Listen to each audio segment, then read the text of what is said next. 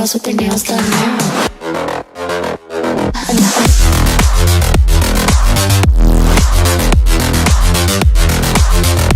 Girls with their nails done. Girls with their nails done.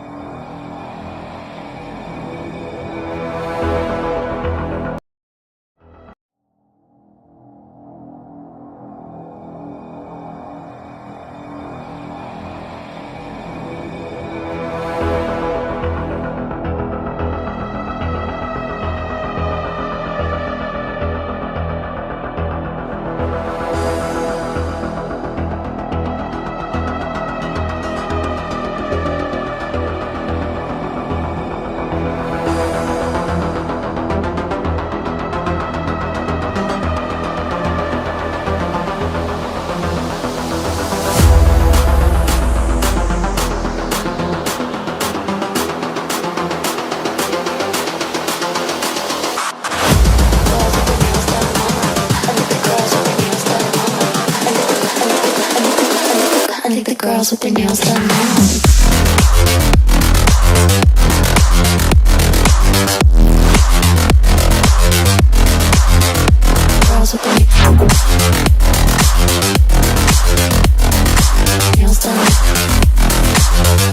Girls with their nails done. Girls with their nails done.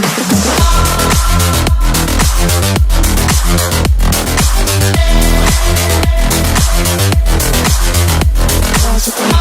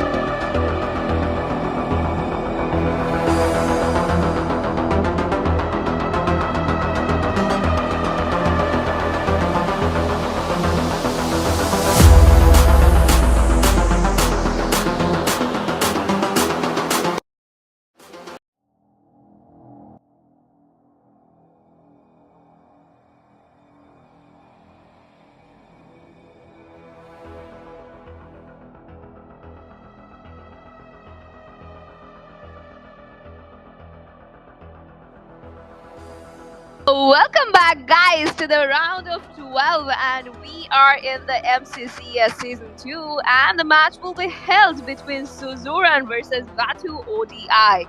This is going to be a best of 3 match, so there will be chance for any team to come back to the situation, and we are already in the drafting phase where we can see from the side of Suzuran they have banned Ruby, and as we all know by now that Ruby is one of the best EA containers in this whole tournament and also in this whole meta, so yeah, that was kind of expected, I would say. And from the side of Batu ODI we can see they have banned Roger because of the mobility he has and because of the early game potential he has as well.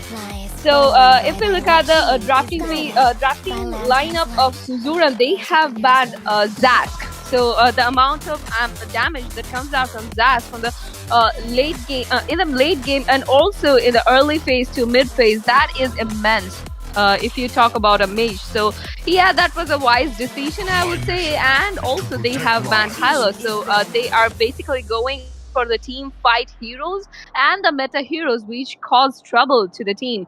And also on the side of Batu ODI, we can see they have banned Zushin already, and that makes sense because Zushin in the current match is actually a very annoying one because we have seen how much damage she can provide and also how she is very helpful in any team fight, while she can actually connect her second skill and actually pull out any hero from the team fight, and actually it can throw it away to a bit distance. So yeah, that's a pretty wise decision, I would say. And we can also see Faramis is being banned from the side because obviously you wouldn't want any of the opponent's player to get a second life because of the Netherrealm he has, and he can actually provide a second life to the teammates, and that can cause trouble because you would be dealing damage to a hero, and then comes Faramis with his ultimate. That will actually be a bad situation for yourself. So yeah, that was a pretty wise decision, I would say. And if we look at the picking session at this point, Suzuran have first went for the jungler, that is the Hayabusa, and that is absolutely wise decision, I would say, because if not, Hayabusa would have gotten banned or maybe picked by the opponent. So yeah, that actually makes sense. And from the side of Batu ODI, we can see they have also picked a jungler, and I guess that would be a roamer, that is the Gacha. So if we look at the whole tournament, we had seen that Vayne was picked quiet a lot of times. So, and every time he was very useful in the team fight, as well as he could actually jungle fast, very fast, and also he was able to push turrets. So he is an overall hero that can actually be very useful, and along with Gatut Kacha, that actually becomes very powerful as well, because the ultimate of Gatut Kacha can cause a lot of damage. And also we can see they have picked Carmilla as well. So Gatut Kacha would be going for the EXP lane, I hope, and Carmilla would be going for the roam. So Gatut Kacha EXP is something you should be scared of because of the tankiness and also because of the damage. And in the late game, he could be very useful hero. And if we look at the side of Suzuran, they have went for Exborg and Lolita. So anything that you would throw at Suzuran would be reflected back by that Lolita. And if we talk about the damage dealing capability of Suzuran at this point, we can see they have Exborg and they have Hayabusa. So they have a very potential hero for damage dealing, because we know Exborg can use his ultimate and also use his second skill to drive away any hero and to melt down any type of hero. So that is gonna be a problem, I think. And if we look at the banning phase at this point, from the side of Batu ODI, they have banned Ixia and Aurora, which is an absolute amazing ban, I would say, because from the side of Suzuran, we haven't seen any marksman pick. So that is understandable. And with that being said, Hanabi is getting picked along with Valentina. So there would be a combination of Hanabi and Lolita in this team. And if we look at the Aurora ban, that is absolutely amazing as well, because the damage she causes is absolutely immense, and in the team fight she can also provide a lot of crowd control, and also her passive gives them a upper hand as well. On the front side of Suzuran, we have seen Claude and Lunox getting banned, so that is absolutely amazing bans from their side. And if we look at Batu ODI, they have went for Vixana and also Leslie would be able to target onto one hero at a time, and in the late game she would be able to melt down any type of hero. That is, she can actually melt down Lolita, and she can also melt down any of the heroes in the team of Suzuran. And if we talk about Vixana pick, she has a lot of stun, she has an ultimate, that is, she can actually summon up a 6th player in the match with her ultimate, that is the Eternal Guard. So yeah, things are looking very precise for them as well, because if we look at their team, that is very tanky, because they have a Gatut Kacha, they have a Carmilla, they have Vixana. So yeah, things would be nasty if they do not go for the marksman from the side of Suzuran at the first, because if the marksman actually builds up well, that would be problematic for them. And from the side of Suzuran, we can already see that there is Hanabi and Lolita, so there would be a combination of these two, I believe. And there is also Valentina in the previous matches, we have seen few of Valentina picks which were absolutely amazing gameplays because of the ultimate she could use and also the damage she was able to deal.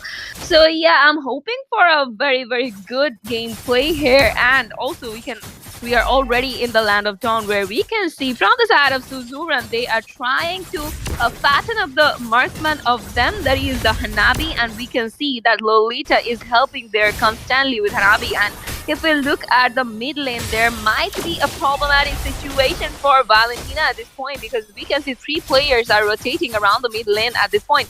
So things are going very passive with the situation. And if we look at the EXP lane at this point, we can see that Xborg is trying to clear up the lanes where Gatotkacha is also dealing damage and he is taking some damages as well. So things aren't that much crazy yet, where we can see that Carmilla is taking a lot of damage and she is able to retreat from the situation. And already we can see there might be a fight in the gold crab because from the side of Ben there is a initiation and already he is level 4, so he would be securing that little wonder along with that gold crab. So that gives him an upper hand already because we can see it is just 1 minute 43 seconds and in any time the turtle would be there. But before even the turtle appeared, they were almost in a goal lead, but it is in an equalizer at this point because no one is throwing, no one is actually going aggressive, and no one is initiating anything because the turtle would be spawning at any second. And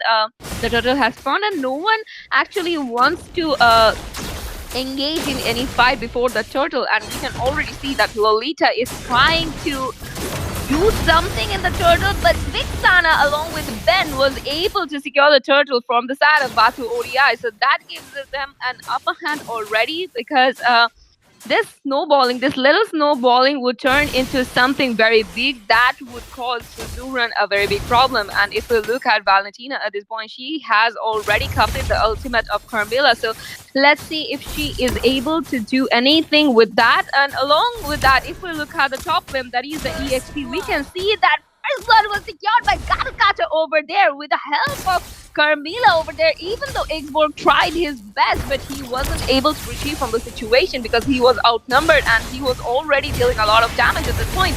And we can already see that Vexana has used her ultimate, so let's see if any player from the side of Batu ODI gets down. And yes, Vexana would be taken down by Hanabi at this point, and we can see that Lacey is trying her best to lock onto a hero, but since she does not have that of a damage yet, she was not able to do that, but they were able to send back the players of Suzuran. And along with that, I don't know what Hayabusa was doing there. He just threw himself into the turret, and that was an unfortunate decision from them because that is giving them a lagging of 2 kills. That is, they are actually lagging behind in 2 kills and also in a bit of gold. And already we can see that there might be a fight in the top lane once again because the rotation is going there. So let's see if anything happens over there. And in the casting deck, I'm here with you, Prarona, and in a very short moment, Zine would be joining us as well. And I know you all are actually missing Zine because of all the information he can actually provide to you guys. So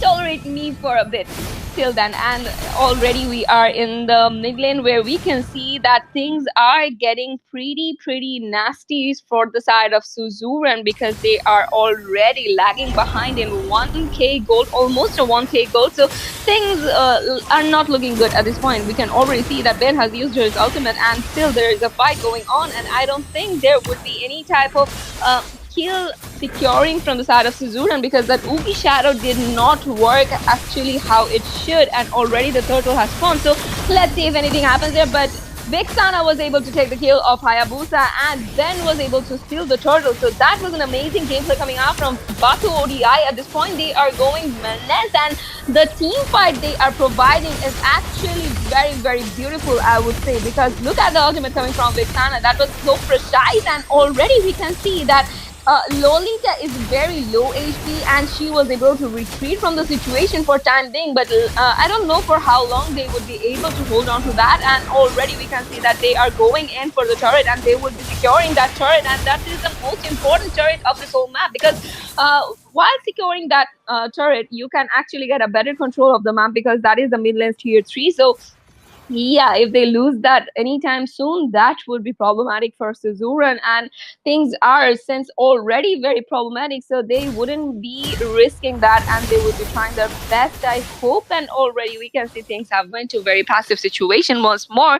And if we look at the overall situation at this point, no one was able to secure any turret, but from the side of Vatu ODI, they were able to secure two of the consecutive turtles, and they were able to secure three of the kills, where we can actually see that the levels are actually getting different, and they are able to level up quite faster than Suzuran. So let's see if Suzuran is able to come back to this situation. And we can already see that they are trying to engage on Lolita, and Lolita took a lot of damage, and she was trying to retreat from the situation. But look at Vixana over there.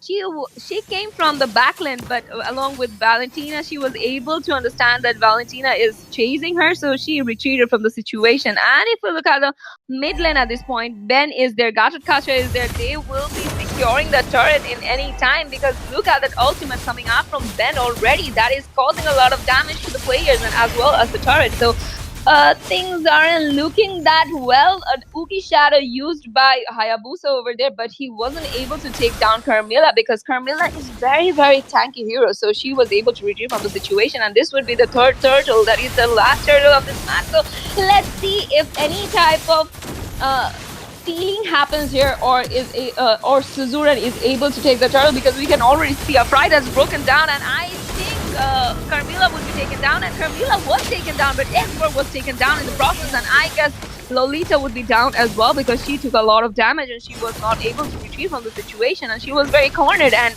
things are looking very good for Batu ODI at this point, because their players are here. Even though Hayabusa is there, it's a matter of things to see if Hayabusa is able to take that turtle, but he was driven away by Gatot Kacha, and with that, Ben was able to secure the turtle, and they have already secured the Midlands Tier 3, which is giving them a better map control, I would say. And look at the bin. He is already trying to steal that blue buff of Hayabusa, and he was able to do that. So at this point, Hayabusa wouldn't be able to do much, because he has lost his blue buff already.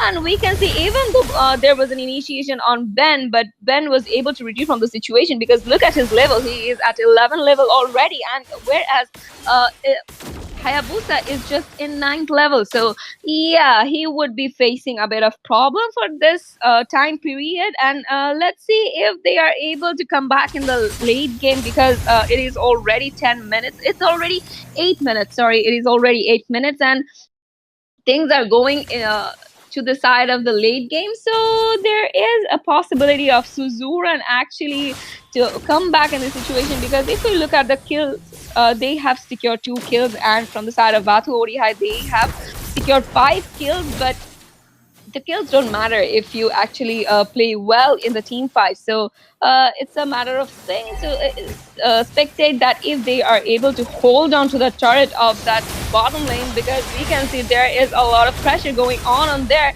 And even though there was a lot of initiation on Vixana and Carmilla, she was able to, both of them were able to retrieve from the situation. And if we look at the whole situation, all of them have received a lot of damage, so they should be retreating back directly to their base, because if not, they might be taken down by Hayabusa anytime. But we cannot see any type of initiation from Hayabusa, that type of initiation, because I was expecting a initiation from Hayabusa at this point, because since the mage was in a very low HP, so I guess he should have went for it. But I guess he has a different strategy going on, and we can already see that Xborg is guarding the blue buff of Hayabusa. But let's see if he gets taken down while guarding that, because the Lord is there. So the whole team of Batu ODI is actually rotating towards that, and I guess they would be able to secure this Lord as well, because we cannot see any type of initiation coming out from Suzuran, because they are still trying to fight, and I don't think they would be able to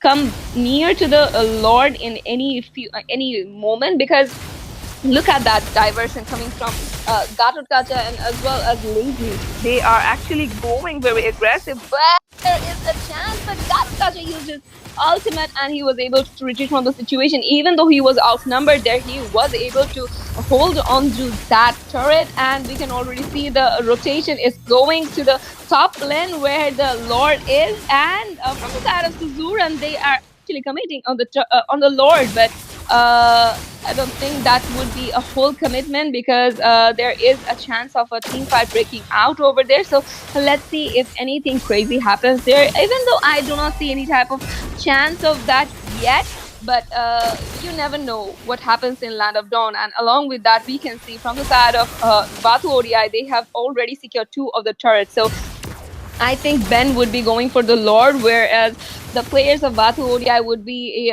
diverting the players of Suzuran, where we can see Hayabusa is trying to rotate from the back lane, and I guess he has a chance, but Lazy was taken down and Hanabi was taken down, and whoa!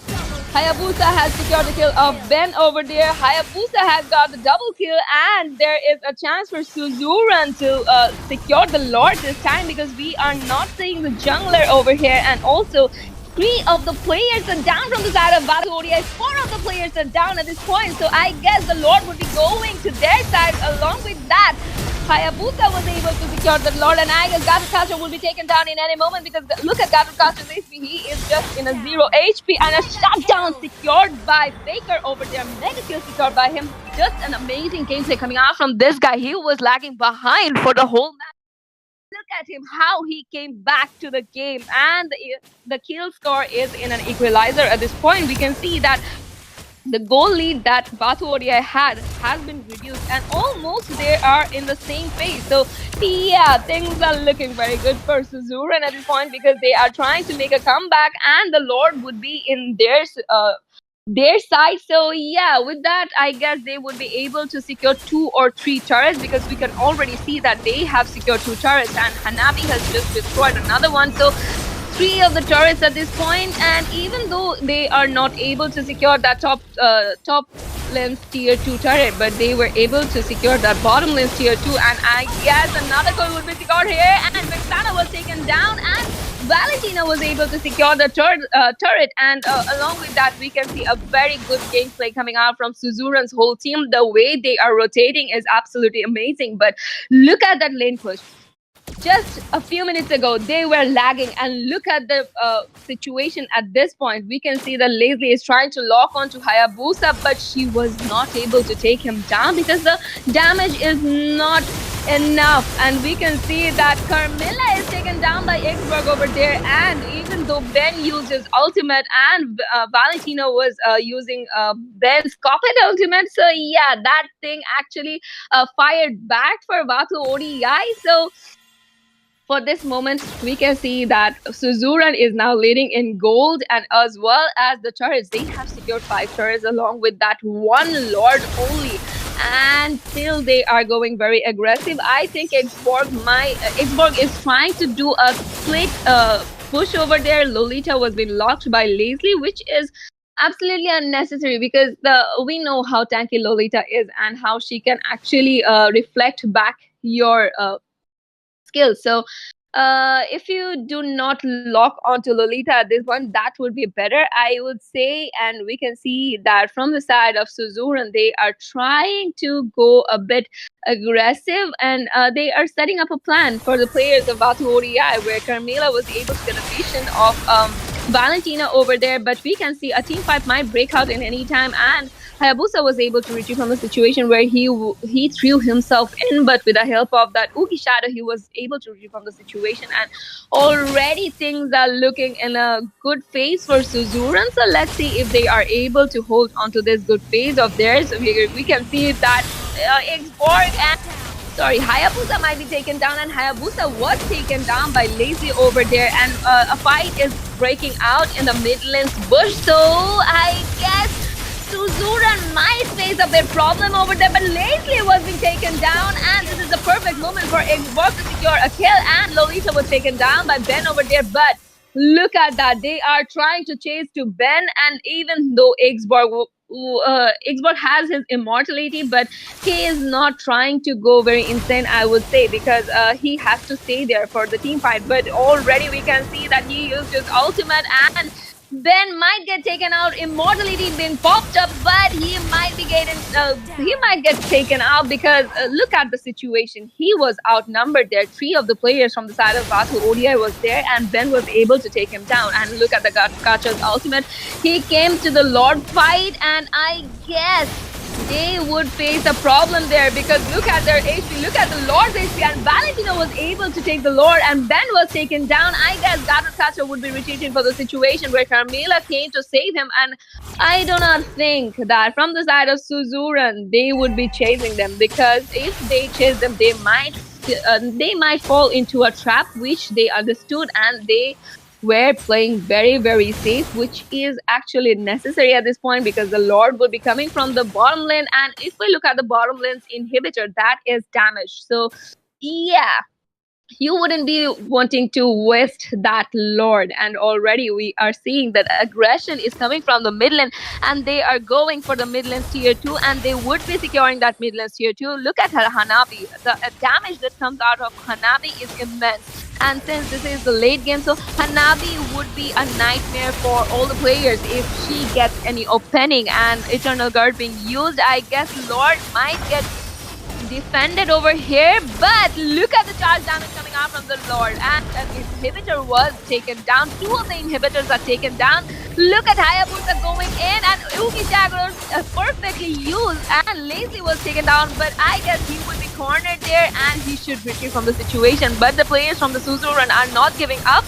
They are not retreating, they are going very aggressive, and look at the damage coming out from all the players at this point. And at the top lane, they are taking down that inhibitor, and along with that, I guess the players of Batu ODI would be wiped out because Carmela is taken down. Triple kill secured by Hayabusa over there, and I guess this is the ending for them. And guess what? They were wiped out, and also they are going for the base, and the base is taken down. So from the best of threes match, the first round was won by Suzuran. What an amazing gameplay coming out from these people, because they were lagging in the first phase, but the way they came back to the game was absolutely amazing. With the Hayabusa's initiation in the first Lord fight, they were able to come back to this game. So congratulations to them. We would be taking a very short break, and we would be back with the round 2 of these two teams.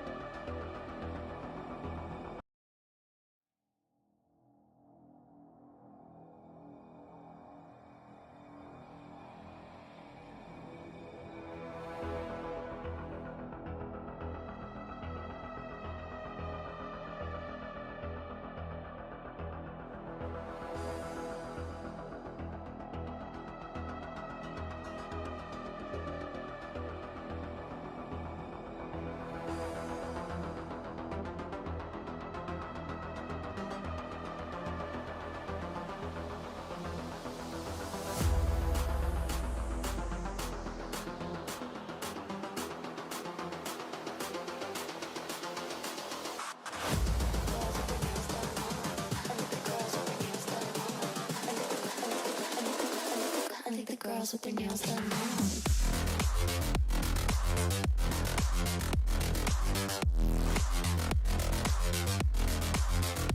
Girls with their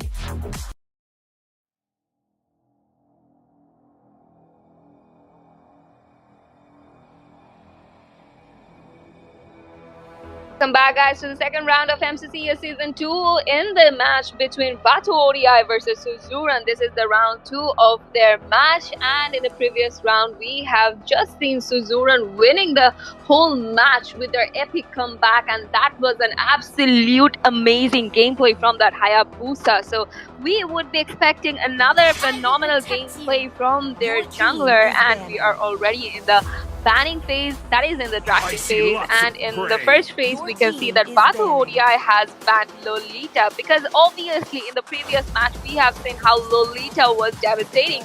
And also from the side of Suzuran, they have banned Roger. And in the casting deck, I am here with you, Brona, and with me is your favorite Z.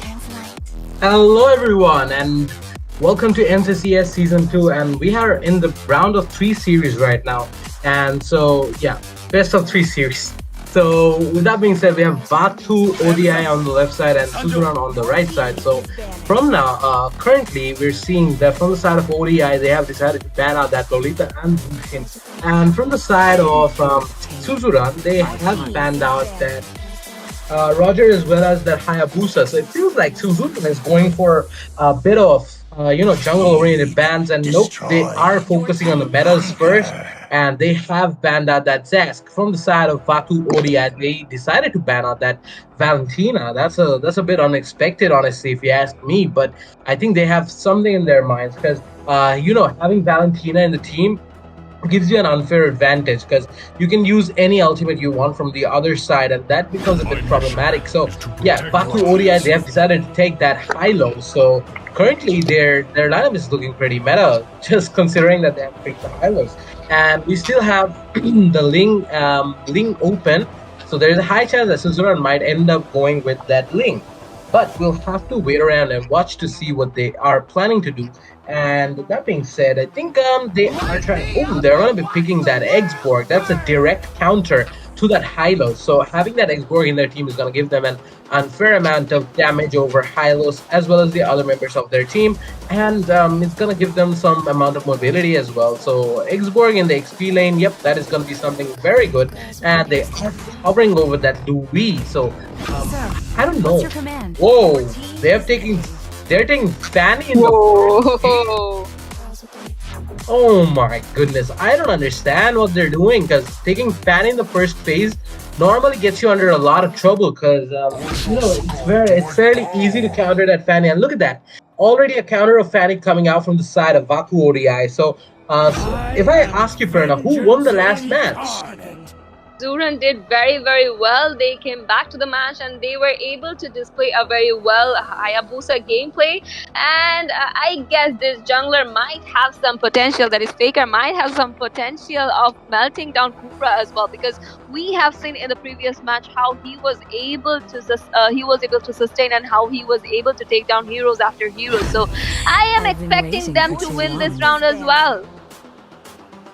Whoa, that's a very big statement coming out from Perno. But yeah, we can see that the picks that they have right now is very pick and counter pick oriented. So I don't know about that Fanny, but other than the Fanny, they have decided to take that carry. And as we know, carry is one of the best at melting down high HP units. So it's going to get a bit problematic for that Hylos as well as that Kufra having that Fanny in the opposition side. So here from the side of Suzuran, we're seeing that they have a carry, an Exborg, and a Fanny. So it's looking a bit true damage oriented pick. Not saying that about Fanny, but Fanny can be out there finishing out a lot of the kills that will be existing in this game. So yeah, from the side of ODI, they have banned out that Louis as well as that Aurora. So they're not interested to deal with the Louis at all, because that's what something that Suzuran was hovering about. But it will be a bit problematic if they would have gotten the Louis as well, because you see that they have tanky heroes with limited mobility. I'm not gonna say less mobility, but very limited mobility. So it would have been problematic if they had to face off against the Louis in the opposition side. So from the side of Suzuran, they have banned out Vixana in the last ban, so that was a very good ban.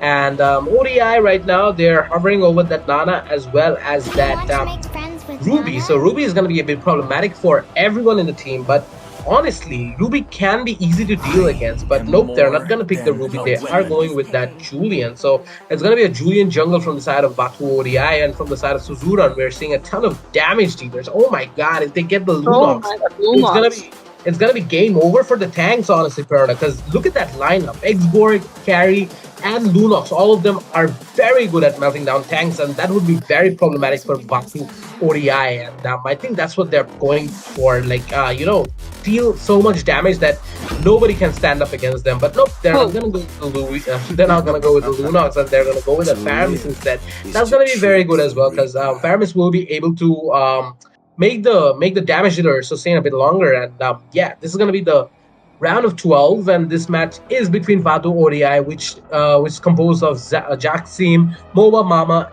Thor Odinson, Vote, Des Mona, and from the side of Suzuran, it's Mute, Supreme, Faker, Peter Griffin, and Sani. So I can already expect this match to be fairly good, Parallel. Yeah, I hope that as well, since this is a best of three. If Suzuran wins this one, they would be winning the whole match. That's a high expectation from me. So I am not predicting anything yet. And as you say that, yeah, they have a lot of damage dealers. They have that ability to melt down any tank. So let's see if they are able to sustain that much, and if Faramis is actually very helpful for them, as we are already in the land of dawn where things are looking very, very passive as it should. Because look at the overall situation. Things are very, very in the very early stage, and if you ask me, I was actually expecting Lunox to be getting picked, and because of the damage she has. So yeah, that would have been a one-sided match, I guess. So they wanted to fight, I think, and in the EXP lane, we can see that Xborg is facing off Hylos over there, and look at the top lane. Three of the players are actually trying to corner out Moscow over there. So let's see if Moscow is able to sustain in that situation, because there is already Carry, there is already Faramis, and there is already Belleric. So I guess Moscow might have to face a lot of problem over there. But if you look at the mid lane, Faramis might have to face problem while facing Nana, because there is Molina, there is her passive, that annoying passive, and also her Molina Blitz. So yeah, I guess this mage would be a problem for from the side of Batu ODI, where Suzuran will have to be a bit careful. And look at the Fanny coming in, look at the cabling she has, and I guess the first blood would be secured there. Faramis was able to secure the Moscow kill, and look at the rotation they have, and they are still going very aggressive, and look at them, how they are actually farming, and Julian was able to deal a lot of damage there, but I guess Julian might be taken down, and look at Fanny, she was trying to chase down Julian over there, but Nana was there, so she did not actually risk it. And with that being said, I guess another kill would be secured here by that Supreme, and yes, Kufra was taken down in this one particular fight. So we can already see that they are actually in an upper hand in team fights, because look at their levels. Faramis is in level 4 already, and Fanny is in level 4 already. So yeah, things are looking bit good for them. Look at the Tyler, he is trying to provide vision in the turtle, and in the turtle, I guess there might be a fight, and Fanny was able to take the turtle, and Cooper was taken down by Xberg over there, and I guess they would be chasing down Hylos over there, but look at that, they are going instead for a Julian, and Julian was taken down as well. Look at the gameplay coming out from Xborg. That's the gameplay we actually saw in the previous match as well. So, wow. I mean, wow.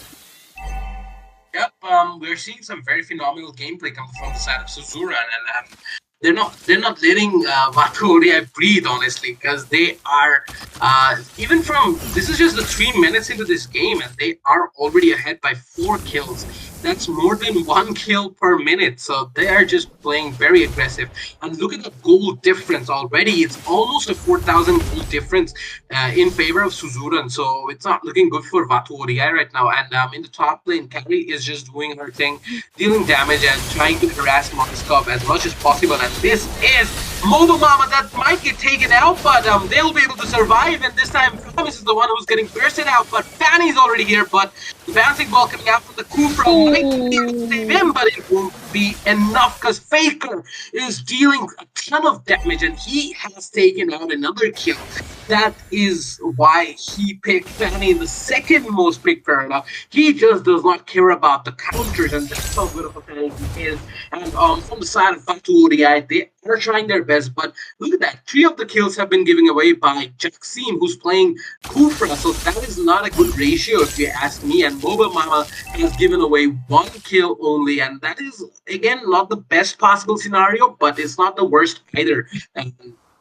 Currently, Faker is just trying to get a setup. I think he's trying to target that Moskov right now. I don't think that would be a viable option, because it would be better if he just focuses on its farm for the time being. And look at that, it's going to be level 8 for Fanny, where Mobile Mama is just level 6. So it's going to be a bit problematic, and Mobile Mama get taken out once again. Whoa. He will be taken out by Faker. That was a very good piece of cabling coming out from the Faker.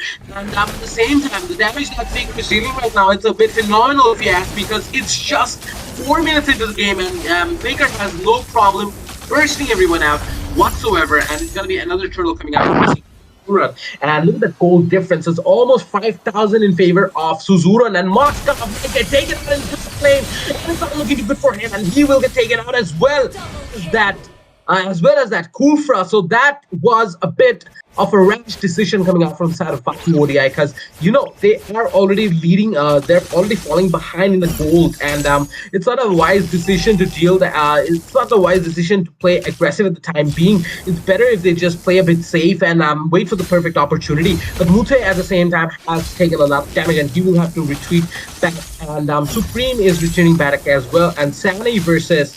Look at Xborg. Very good team fight, and look at that Xborg. Yep, as Perla was saying, he is dealing a ton of damage, and with that being said, the Hylos is barely surviving. It's gonna be Faker as well. It's gonna look very problematic for the Hylos, but he will get taken out, and Sani is gonna get taken out in the process as well, Perla. Oh my god, that was an amazing gameplay coming out from Xborg, but he just dived in a bit too much. And yeah, he was being punished for that. But they were able to take down the turret along with that kill. So they won that particular fight. And if we look at the top lane, Moscow is being cornered. And I guess they would be rotating toward Moscow, because look at that Fanny. She is actually going in for Moscow over there. Even the Cobra is there. I don't think Cobra would be able to do much. But look at the damage Fanny has already taken. But Paramis was able to take down Cobra over there. And look at the team fight they are actually giving out. So it is actually it is looking very good for Suzuran at this point, but I don't think Moscow will be able to do much with that ultimate, because there are two players at this in that place, and he would be outnumbered if he actually goes in. So already we are seeing that there is a rotation in the mid lane, where you can see that they are actually rotating towards the third turtle of this match, and Hylos is there providing vision for his teammates, and there is a possibility of Julian stealing the turtle, because we can see that Kupra is there, Julian is there, Hylos is there as well. But I guess Kupra was Kufra is getting actually picked on, and already we can see that they are trying to go on to that. I guess he would be taken down, Xborg would be taken down, but in the process we missed a fight, and we can already see that Moscow was taken down. And look at the damage coming out from Xborg and how he was able to retreat from the situation. And already Paramis is getting cornered, and I guess Paramis might be taken out instead. He was able to connect the players, and look at that HP. Paramis was able to retreat from that situation. Oh my god. The gameplay coming out from Suzuran is absolutely amazing. And look at that carry. He is going in with the turrets, and he is securing one turrets after turrets, and that gave them 3 turrets already. That is, they were able to secure 3 turrets already. So yeah, they have a better map control. They have a lot of potential in this game, but even though Hylos was there, he was not able to do a thing in the turtle, because Xborg was able to melt down the turtle already. And look at that. Xborg is getting chased by Julian over there, as well as Moscow, and he is a bit outnumbered there, and his shield just got broken out, so he would be retreating from the situation. But in the meanwhile, if you look at the mid lane, Fanny is going in with the cabling she has, and already Balaric was taken down by Nana, and Moscow was finally able to take down Fanny over there, and Paramis was taken down as well. So that's an amazing gameplay coming out from the Batu ODI as well, where we can see that they are going in for the tier 2 turret of that mid lane, where they were able to take that tier 3, and that's an absolutely amazing gameplay coming out from Batu ODI. But I don't think they would be able to do much from this situation at this point, because they might have to retreat from the situation. And look at that damage coming out from the players of Suzuran, and Carry is taken out by Kupra. Kupra was taken down by Xborg over there, and the fight is still going on, and Julian was taken down by Fanny over there. The way Fanny actually came from the backlane was absolutely amazing, but Xborg has to retreat from the situation. He does not have any HP left, so I don't know why he is not retreating. I guess he is overcommitting a bit. What do you think? Yep, overcommitting was never good, was never beneficial for anyone. But At the same time, we can see that Suzuran still has a considerable amount of gold in their network, so it's gonna be a bit problematic for them. So currently, I think Vapu Odia, they're trying their best to come back from the situation, but it's gonna be a bit tough for them. So at the same time, I believe that finally Kufra is, you know, Kufra is doing his part. So I'm very hopeful about them, Prerna. Hmm. Because in the earlier gameplay we have seen that Kufra was getting melted down by Fanny and as well as Xborg. But if we look at the situation right now, he is able to sustain all the situation, and the Lord has already spawned, and we can see that Xborg is trying to commit on the Lord. And Kufra is there to disturb him, so I guess Kufra might just engage, and he revealed his position, and Balaric just retreated from that position, and I don't know why Kufra threw himself into that, and Carrie was able to take Kufra over there, but the Lord still coming out from Julian was absolutely amazing, and the team fight is still going on, where we can see that Batu ODI was able to take down one of the players from their side, even though they had to lose two, but they were able to slay that Lord. So things are going in their side, I would say, in their favor, I would say, because look at that. The damage they were dealing is absolutely amazing, and Paramis was taken down by Julian with this, and I guess they would be going in for the inhibitor, Midlands inhibitor, and Fanny just threw himself into Julian, and that was not a wise decision. And Julian was able to take Fanny down, but as I was expecting that they might go for the inhibitor, they did not. But look at how actually Vato ODI is coming back into this game. That was totally unexpected, but yeah, that's what MOBA is about, and we can already see in the bottom lane there is a team fight going on, and I guess Julian will be able to take down one player from there because the turret is gone, and I guess they would be able to retreat. And yeah, Xborg and Balaric was able to retreat from the situation even though they had dealt a lot of damage. But look at that Fanny. She was there to help, and she is not throwing herself once again, because I guess how she was taken down by Julian in a minute actually taught her a lesson. What do you think? Yep, and it's finally looking good for Vaku ODI. They have done a lot of damage in this short span of time, and they are using their picks to their fullest potential for the time being. And Suzuran, even though they had a considerable amount of lead in the early game, it's not looking too good for them right now, because the lead has been shortened to only 1,000 in favor of Suzuran.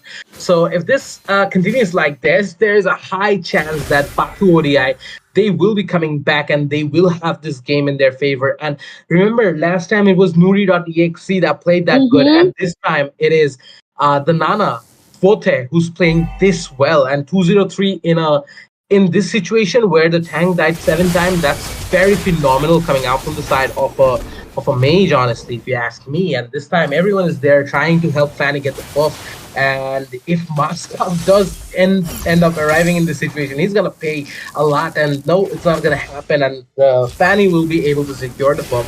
And one thing we'll have to take into consideration is that the carry has a very good KDA right now. And if it continues like this, it'll be a bit tough for them to face off against that carry. And this time it's another team fight going. Belleric uses his ultimate. Faker goes in, but he will get pinched down by Desdemona, and he will have to pay a price for that. And no MOBA Mama has been securing another kill, and this is gonna be a ship down, and Vote is dealing a lot of damage. Look at that Nana. He is playing phenomenal, and I think the game is still in their favor because and only because of that Nana, if you ask me. And this is phenomenal coming out from the side of Batu ODI. They were being one-sidedly dominated in the early game, and for the first time they have a lead for the first time in the game if you do look at the goal chart. And this is just phenomenal if you ask me. Vatu ODI, they're doing their part. They're playing phenomenally well. And if we do look at the bottom lane, it's a bit of a minion pressure formulating from the side of Suzuran, but at the same time, it's going to be a bit tough for them because the Moscow has already come online, and the Fanny is just not performing as she was in the earlier games. In the earlier phase of the game. So it's currently not looking too good for Suzuran, but at the same time, they still have a chance if you ask me, Perna. They have a good amount of defense, like that Xborg, that carry, both are very good for defending, and the Fanny can also secure some easy kills. But if we do look at the situation, I think the main burden is the fact that Kupra is pushing everyone down, and this time it's another team fight. But I think Kupra will get taken out in a moment, but nobody from the side of Suzuran has been locked. But the Lord is still at 80% HP. It will take one Moskov to lock the turrets, and the fight became over for them. And look at Moskov, and this is gonna be a game over almost. No, oh my What? goodness. How did they What? defend this whole thing? The tower just needs one more hit and the tower is going to be done. But nobody is taking that chance and nobody is going forward for the turret. And this game is going to continue for a bit longer, I believe, Prerna, because nobody is taking that risk. And look at that Batu ODI. They are in a bit of a pinch. And right now, Hylos is on the verge of getting... Oh my god. That's going to secure the kill.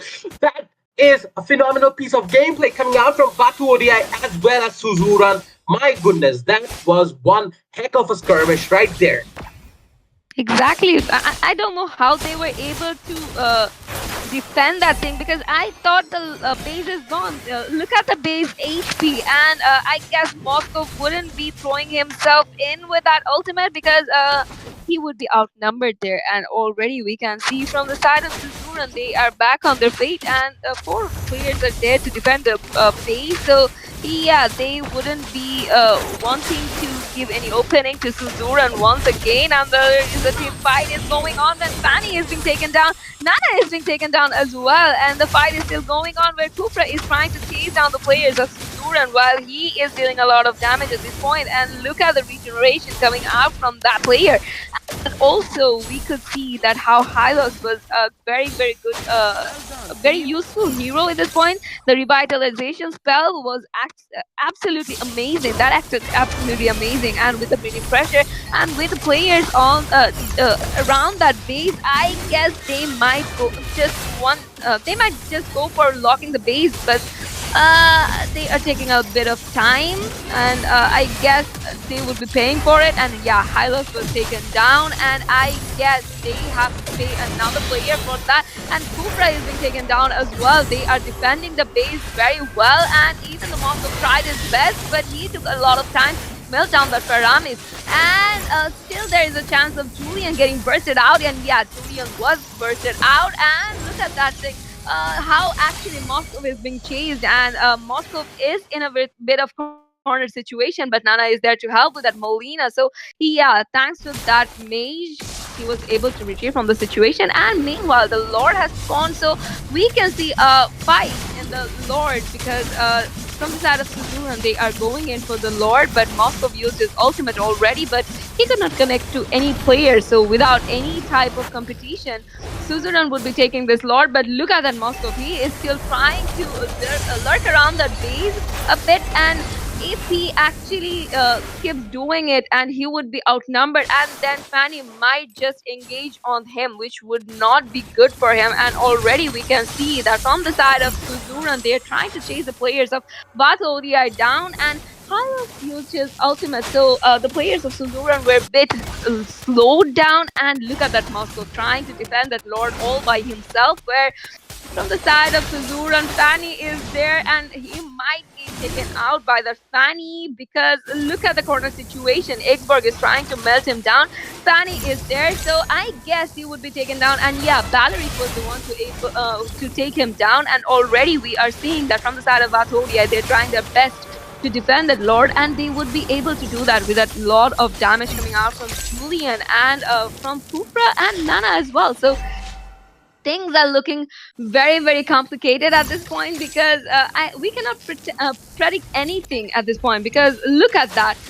Suzuran lost 3 of their inhibitors, even though they are actually leading in the kill, and even though their players are still going aggressive. I guess they would have to face a lot of minion pressure, which might slow them down a bit. And Ekborg is still trying to deal a lot of damage on Julian, but Julian is not getting down. And look at that Fanny, how she was actually engaging on them, but Fanny was taken down by Hylos instead.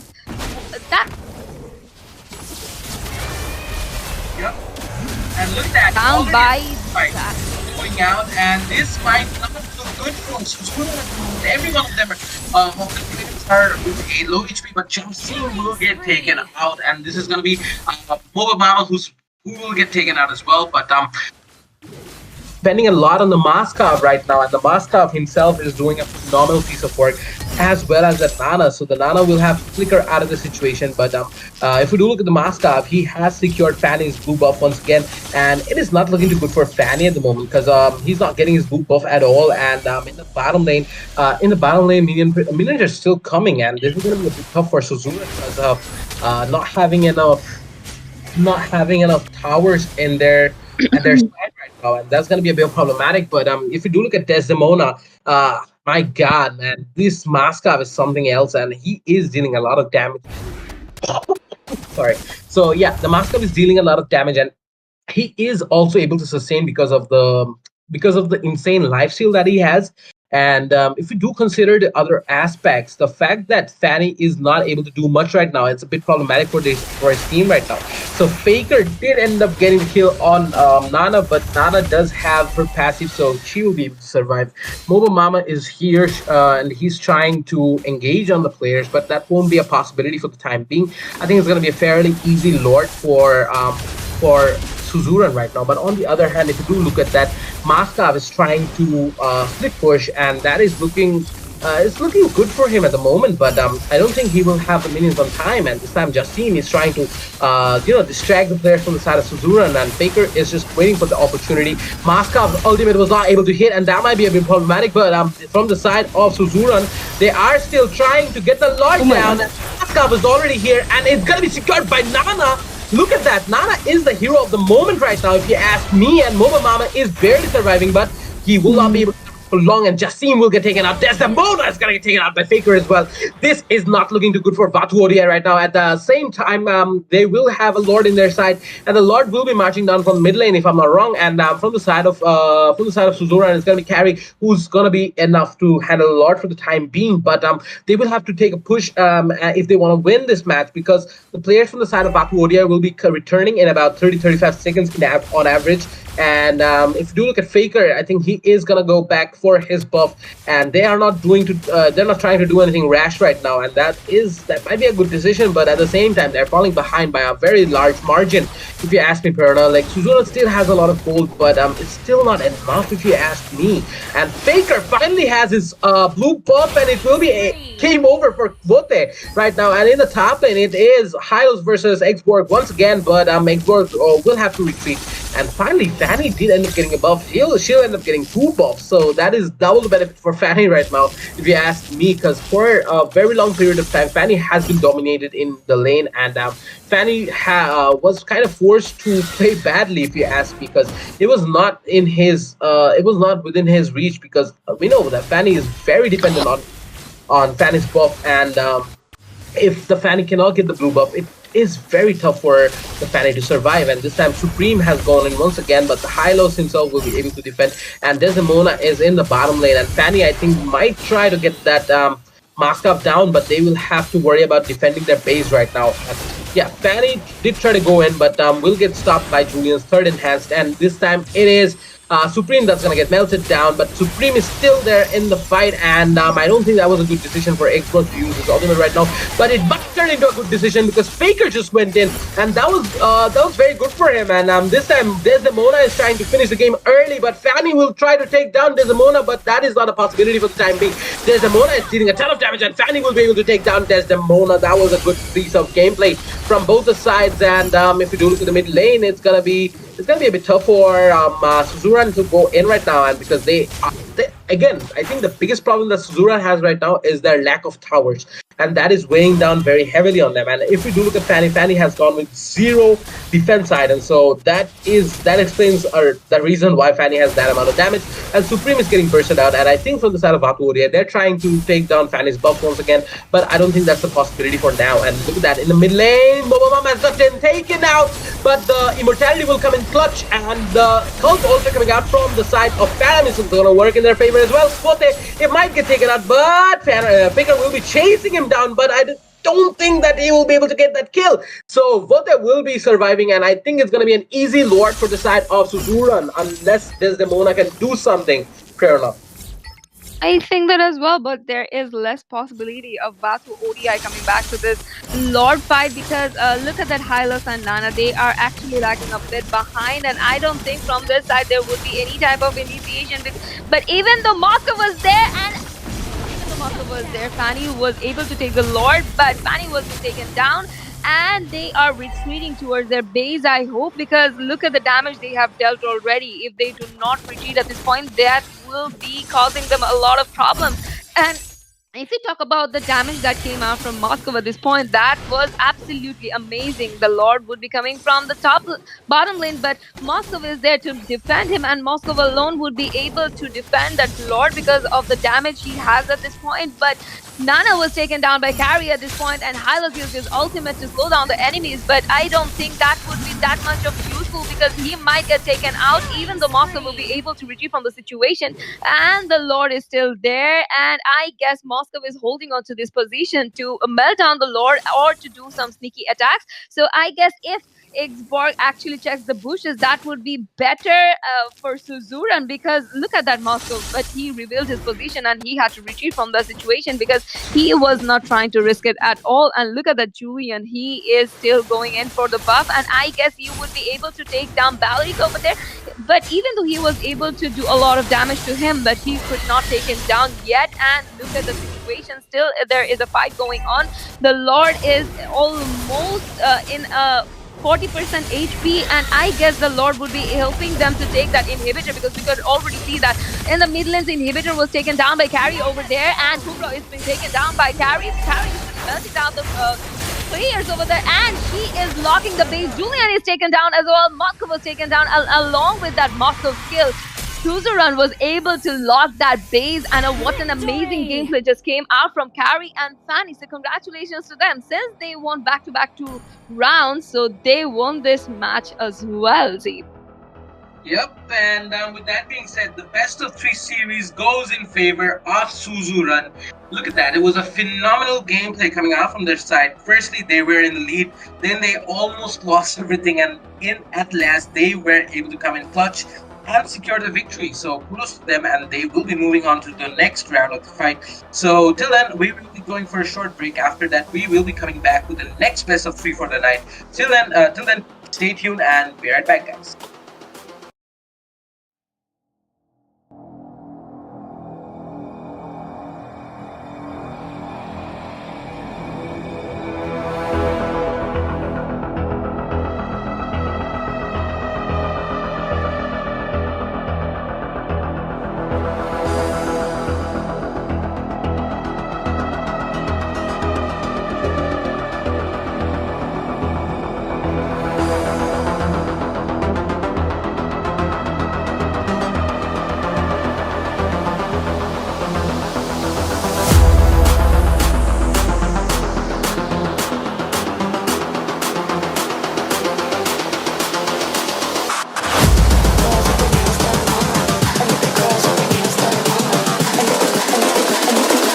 I think the girls with their nails done now.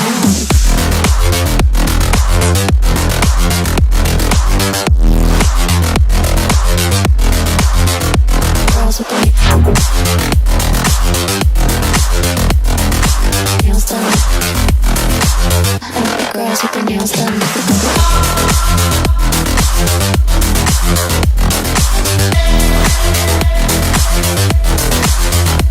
Girls with their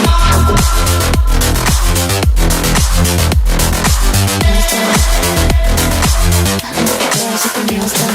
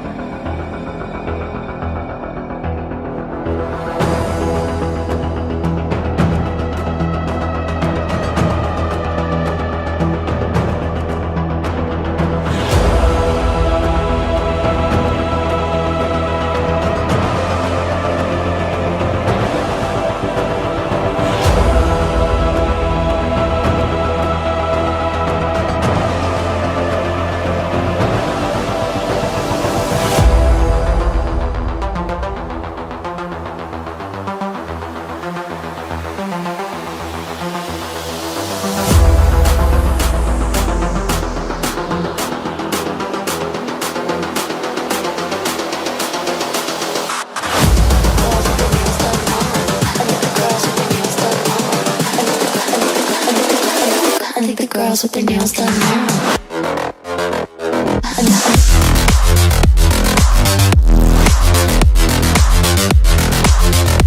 Girls with their nails done.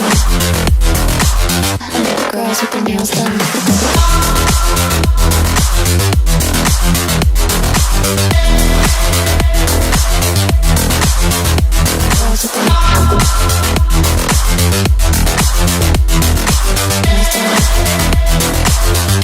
Girls with their nails done.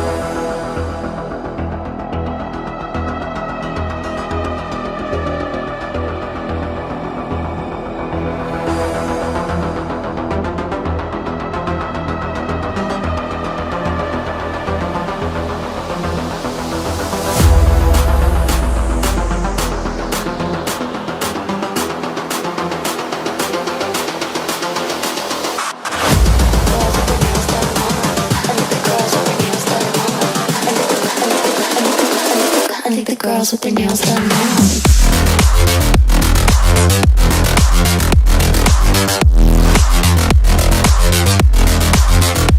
Girls with their nails done. I think the girls with their nails done.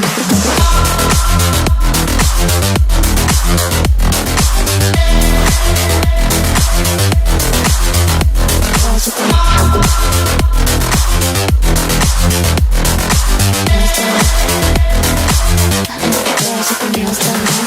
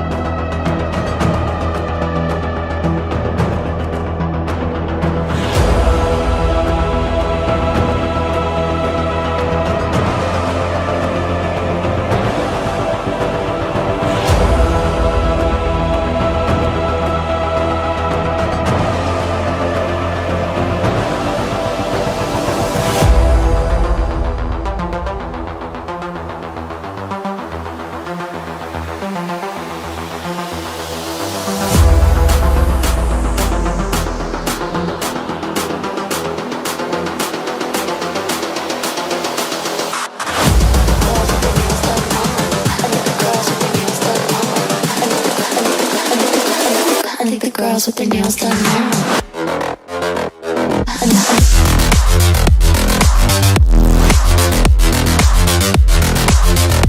Girls with their nails done. I think the girls with their nails done.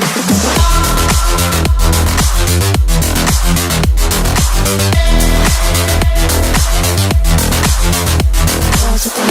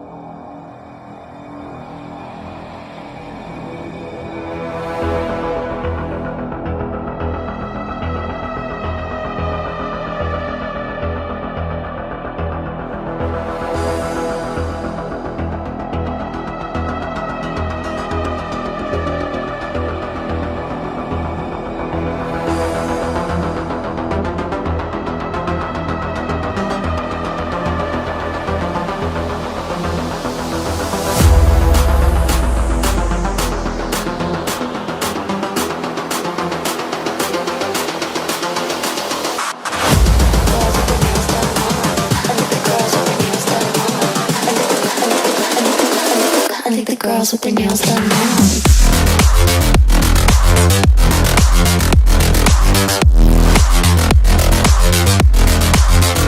Girls with their nails done.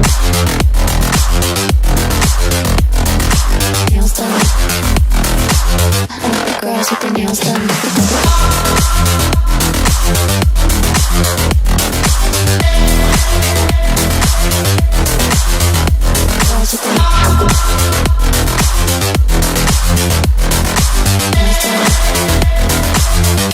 Girls with their nails done.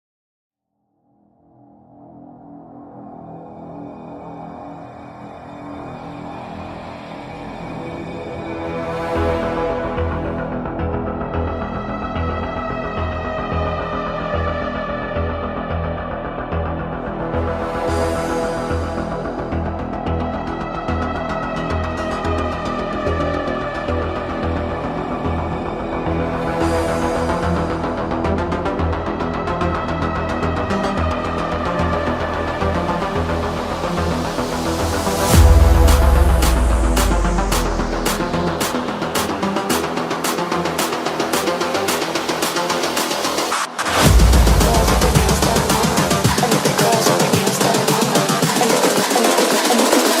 I think the girls with their nails done now.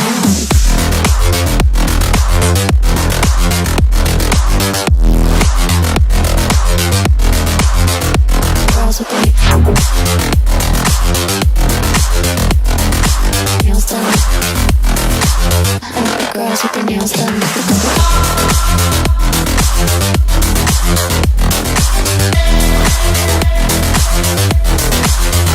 Girls with their nails done.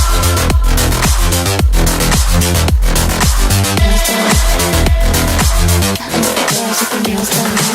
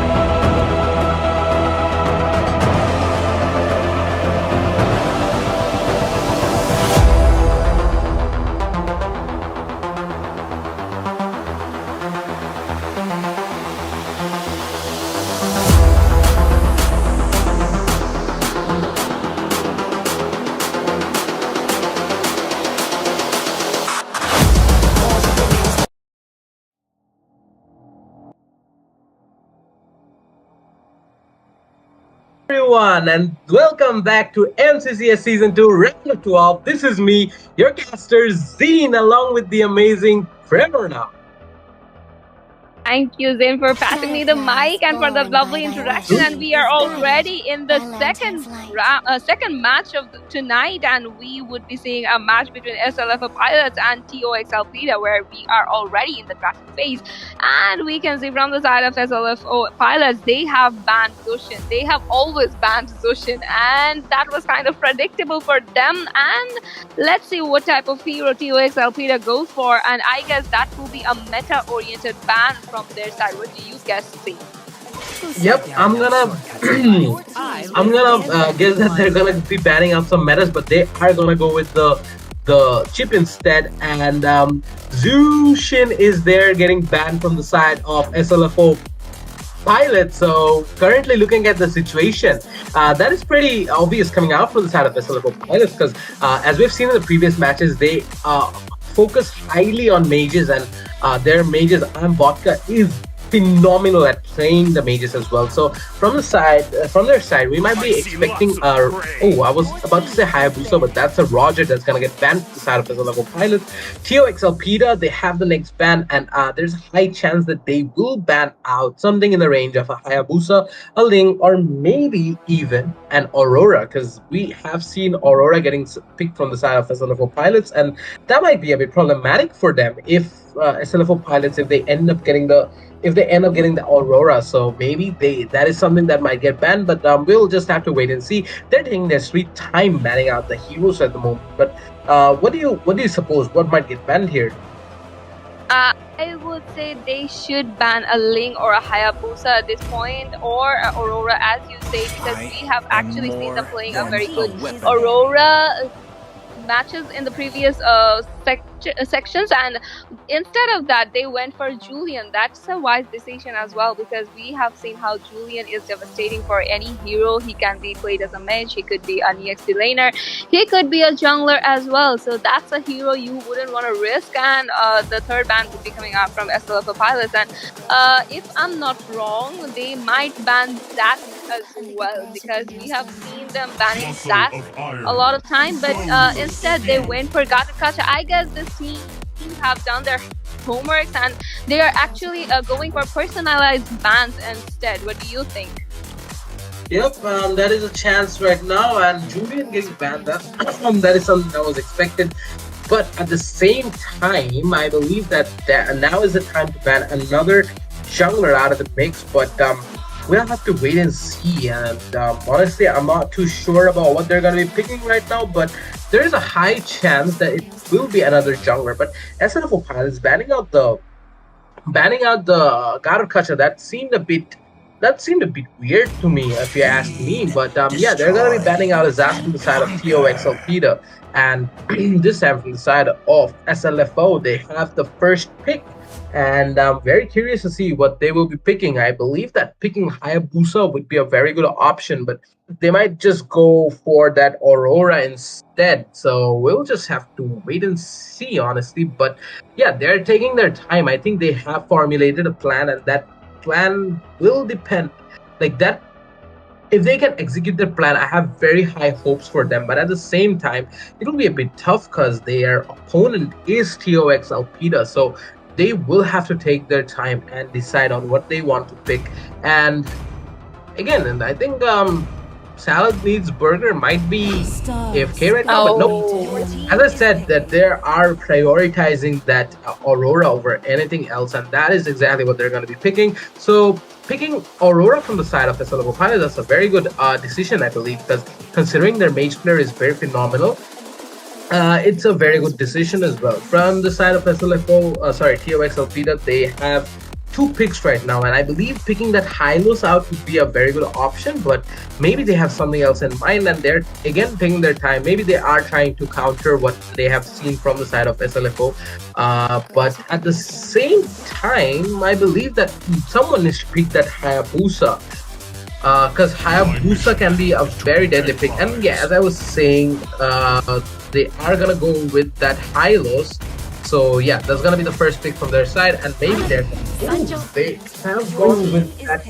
They have gone with that Hanabi as well. So if they have a Hanabi, there's a high chance that the Hylos is gonna go with go to the XP lane, and they're gonna pick a Lolita in the next pick. That's a very high possibility, if you ask me, Perla.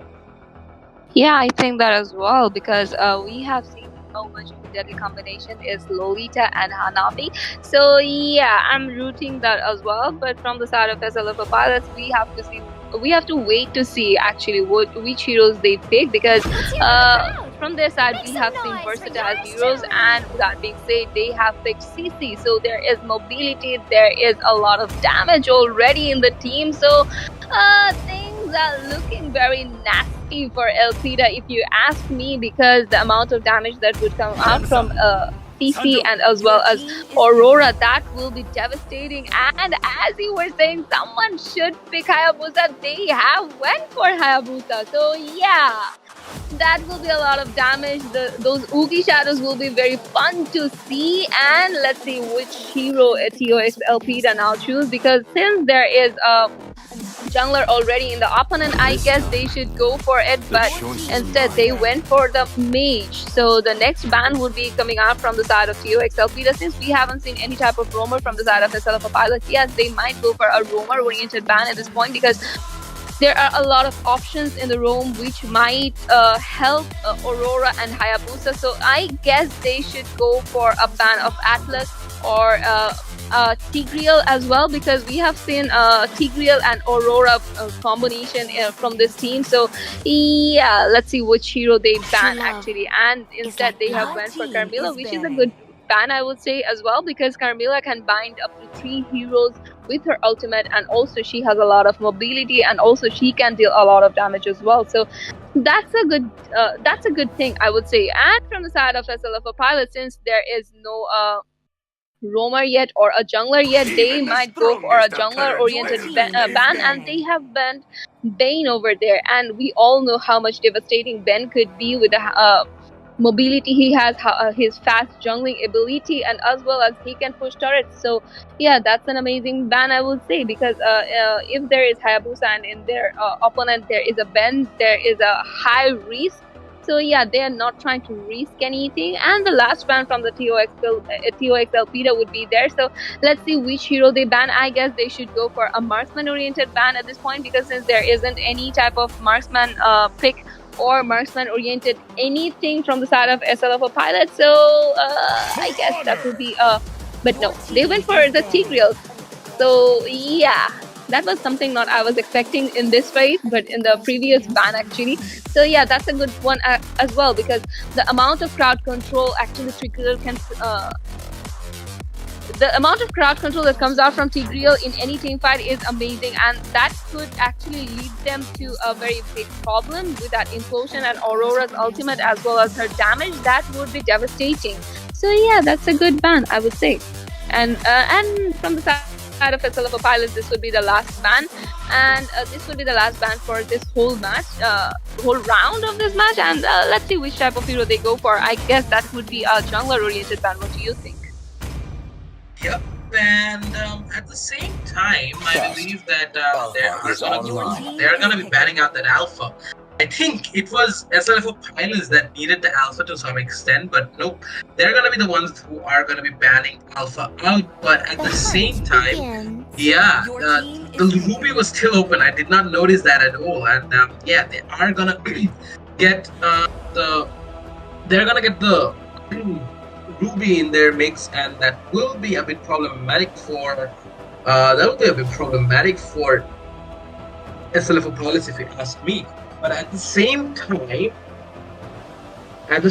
that I believe that from the side of SLFO pilots, they need to focus a bit on their defense right now, because they have a lot of offense-based heroes, but they do not have enough sustain for the time being. So I believe that picking something that can sustain would be a very good option for them for the time being. But at the same time, it will all depend upon what their combination is. So yep, they are hovering over that Lolita. So Lolita can carry at the same time. I don't think that carry is the best possible hero for this situation, but maybe they have something in their minds, and for that reason they have decided to take that carry, and that's going to be fairly beneficial for them. So yeah, so currently looking at both the sides pick, I think the only thing that's missing from the side of TOXLP right now is a jungler. So what junglers do you think that they can take? Since there is a Hayabusa in the opponent, I guess they should go for tanky jungler, I would say, because Hayabusa might just burst out any other jungler. But if there is a pick of Ling, I cannot say what the things are gonna be, how things are gonna end. So ZK7 is actually taking his time to pick that jungler, and with that being said, he picked Fanny over there. Absolutely amazing, I would say. But if we look at SLF Pilot's lineup, what do you think? Is Fanny a good hero for the side of Elpida? Yep, Fanny was like, they were waiting for the end to pick Fanny, because Fanny, if you do end up taking Fanny too early on, there's going to be a lot of counters against that Fanny, and they were waiting for the Fanny to get picked. And with that being said, they did get what they want, and as we have seen in the previous match, Fanny can be very devastating in the early to mid games, but in the late game, it's just a bit harder for the Fanny to sustain and deal damage at the same time. So it might be a bit problematic for them in the late game, but for the early games, they are set. If you ask me, Perna, because for the early games, they will have a lot of advantage with that Fanny and there's Xavier as well. Like, you can have in the combined Fanny and Xavier, and you can get a lot of damage in any possible team fight that's occurring at the time being. But they also have to give some time out for their Hanabi to come online, so that might be a bit problematic for Elpida.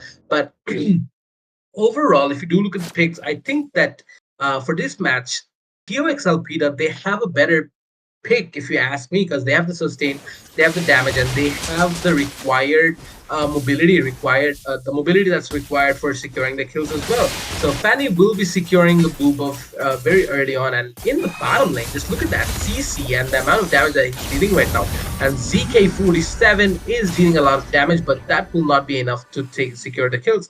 And I think the Fanny is hovering around for the Little Wanderer, and Saladin's Burger is dealing a ton of damage. And with that being said, there's going to be a very stalemate situation in the bottom lane.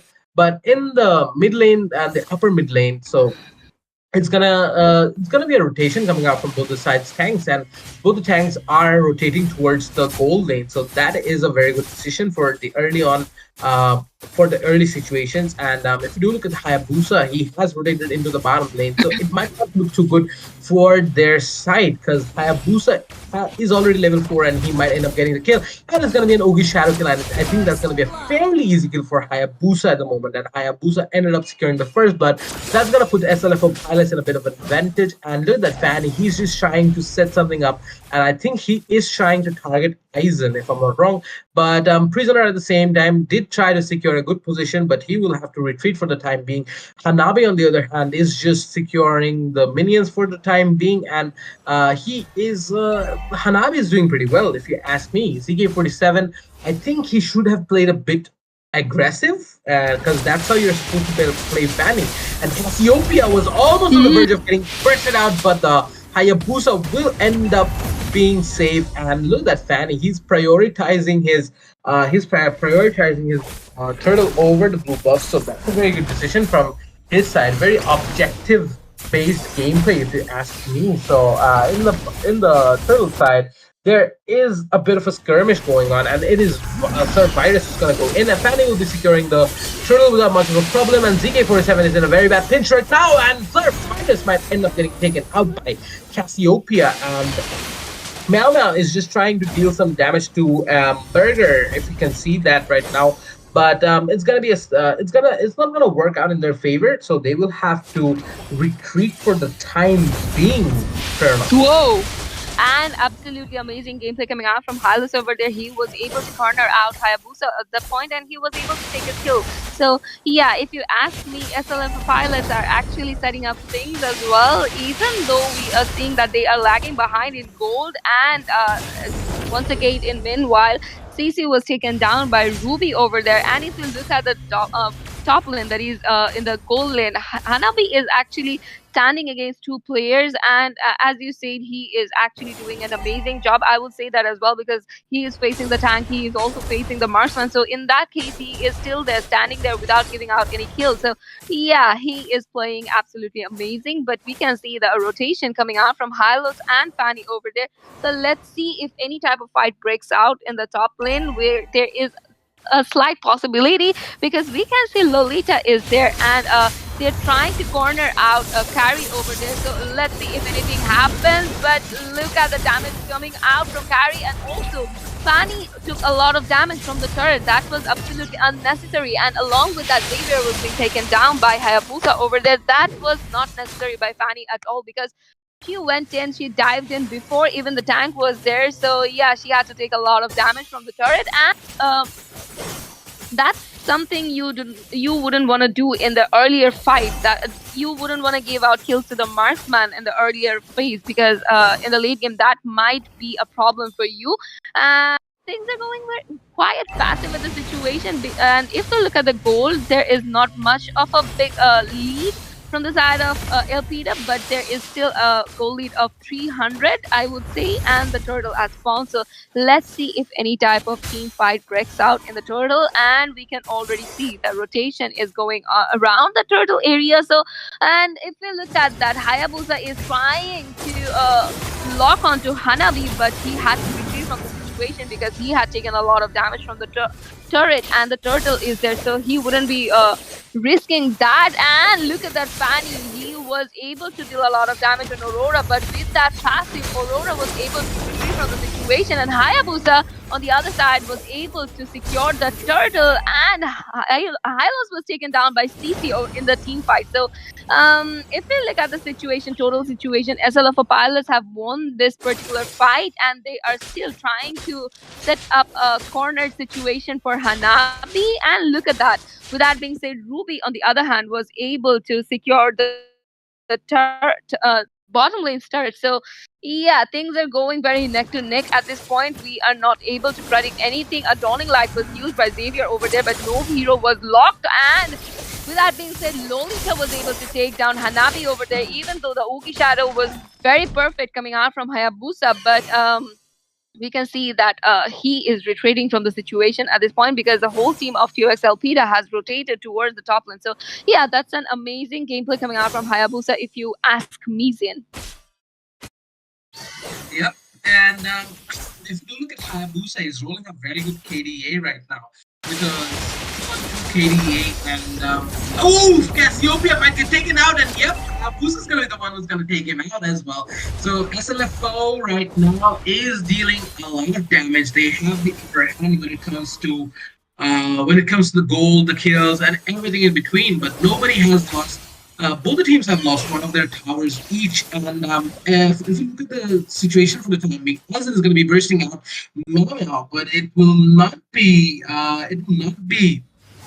beneficial for him because Meow will be able to survive. And this is ZK47 coming out, and he will be securing Aizen's kill, but at the same time in the bottom lane, Hanu was taken out. So that was a very good gameplay from both the sides, and both the sides have lost their marksman. But this was the first death for Aizen, but on the other hand, it was a second death for Hanu, and that was not too good for him because we know that Hanabi needs a Oh my god.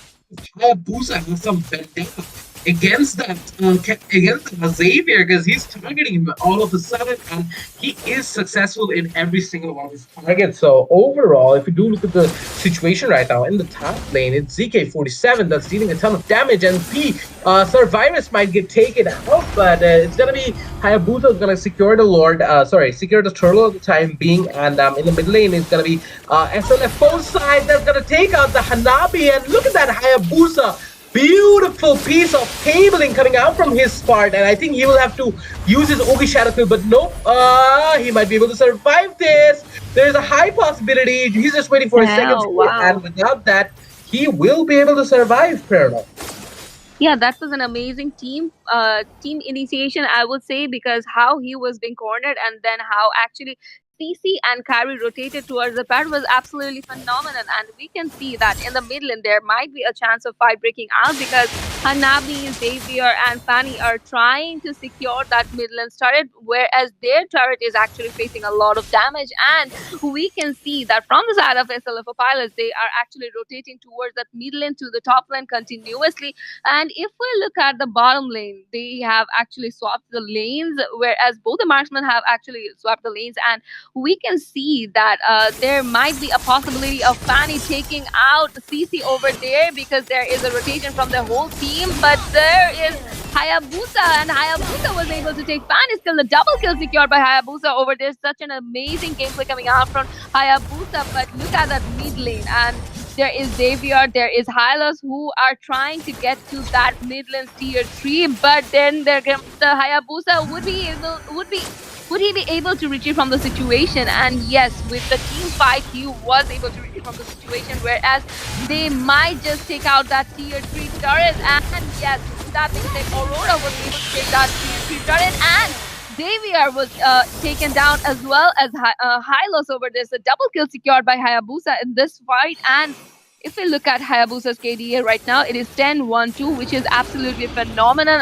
and things are still going nasty. And we can see that TOX Elpida is dealing a lot of damage coming out from CC and Hayabusa, and as well as Lolita. Every skills that are being thrown at SLFO pilots are being reflected by Lolita, and that is giving them an upper hand. But if we look at the situation in the top lane, they were still not able to take down the turret, and we would be seeing a 1v1 between CC and Ruby in the top lane. But the Lord is there, so let's see if any team actually commits on the Lord at this point, because we can see Carrie is lurking around the Lord, and I guess she would be able to take that Lord alone, and Hayabusa is there. So yeah, so I don't know what's gonna happen actually, because we can see Hayabusa is trying to cut the lanes, I guess, and yeah, he is doing that his part, and already in the top lane, Ruby is kind of in a corner situation where there is Lolita, where there is CC, and also we are seeing a fine amount of cabling coming out from Fanny, but he is not able to do much. But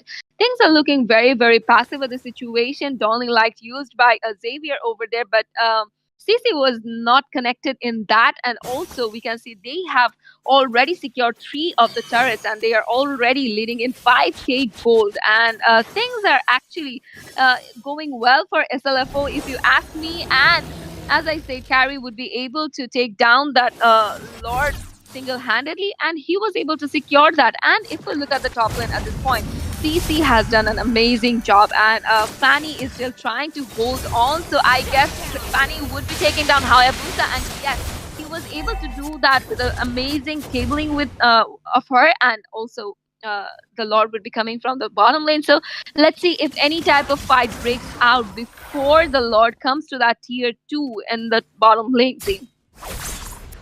Yeah. And the Lord is going to be marching downwards from the bottom lane, and it's going to be a bit tough for TOX Alpida to come back from this, because just look at that amount of gold that SLFO Palace is leading with right now.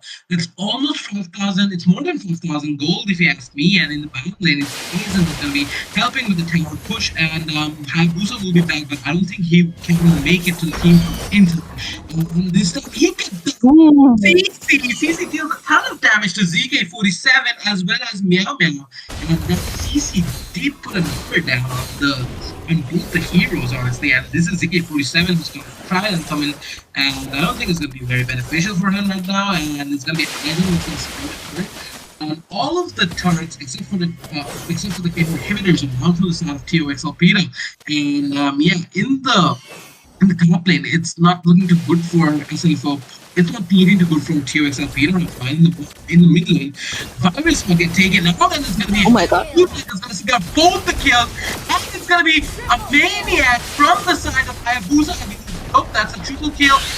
He destroyed the turrets as well. This might be game over for TOX Alpida if you ask me, but nope. I think the pilots they're leaking minions on their parts.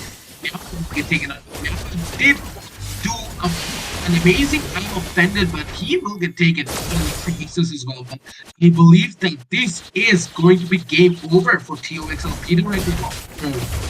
Yeah, with that being said, they have locked base already, and Hayabusa was able to take down Xavier, but before that, the base was completely destroyed by SLFO Pilot. So in this best of 3 match, they have won the first round, and we would be back in a very short moment after this short break. So stay tuned.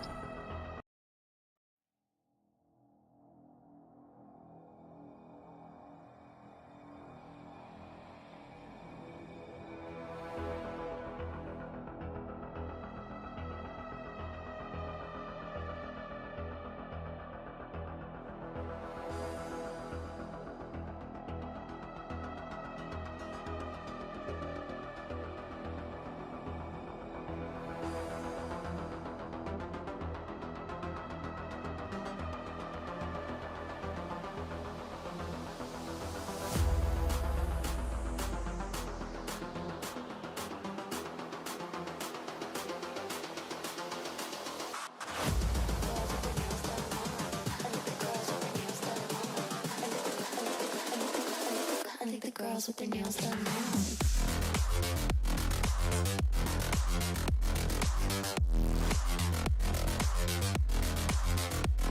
girls with the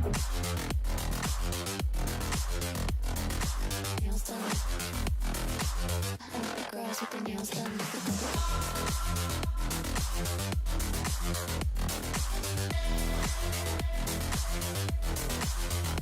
Girls with the nails done.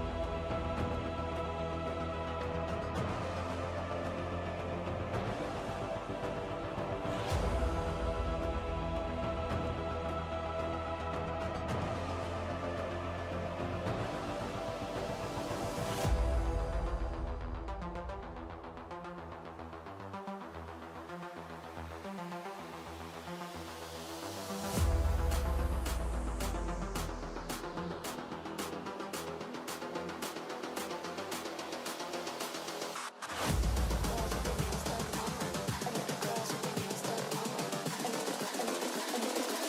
I think the girls with their nails done now.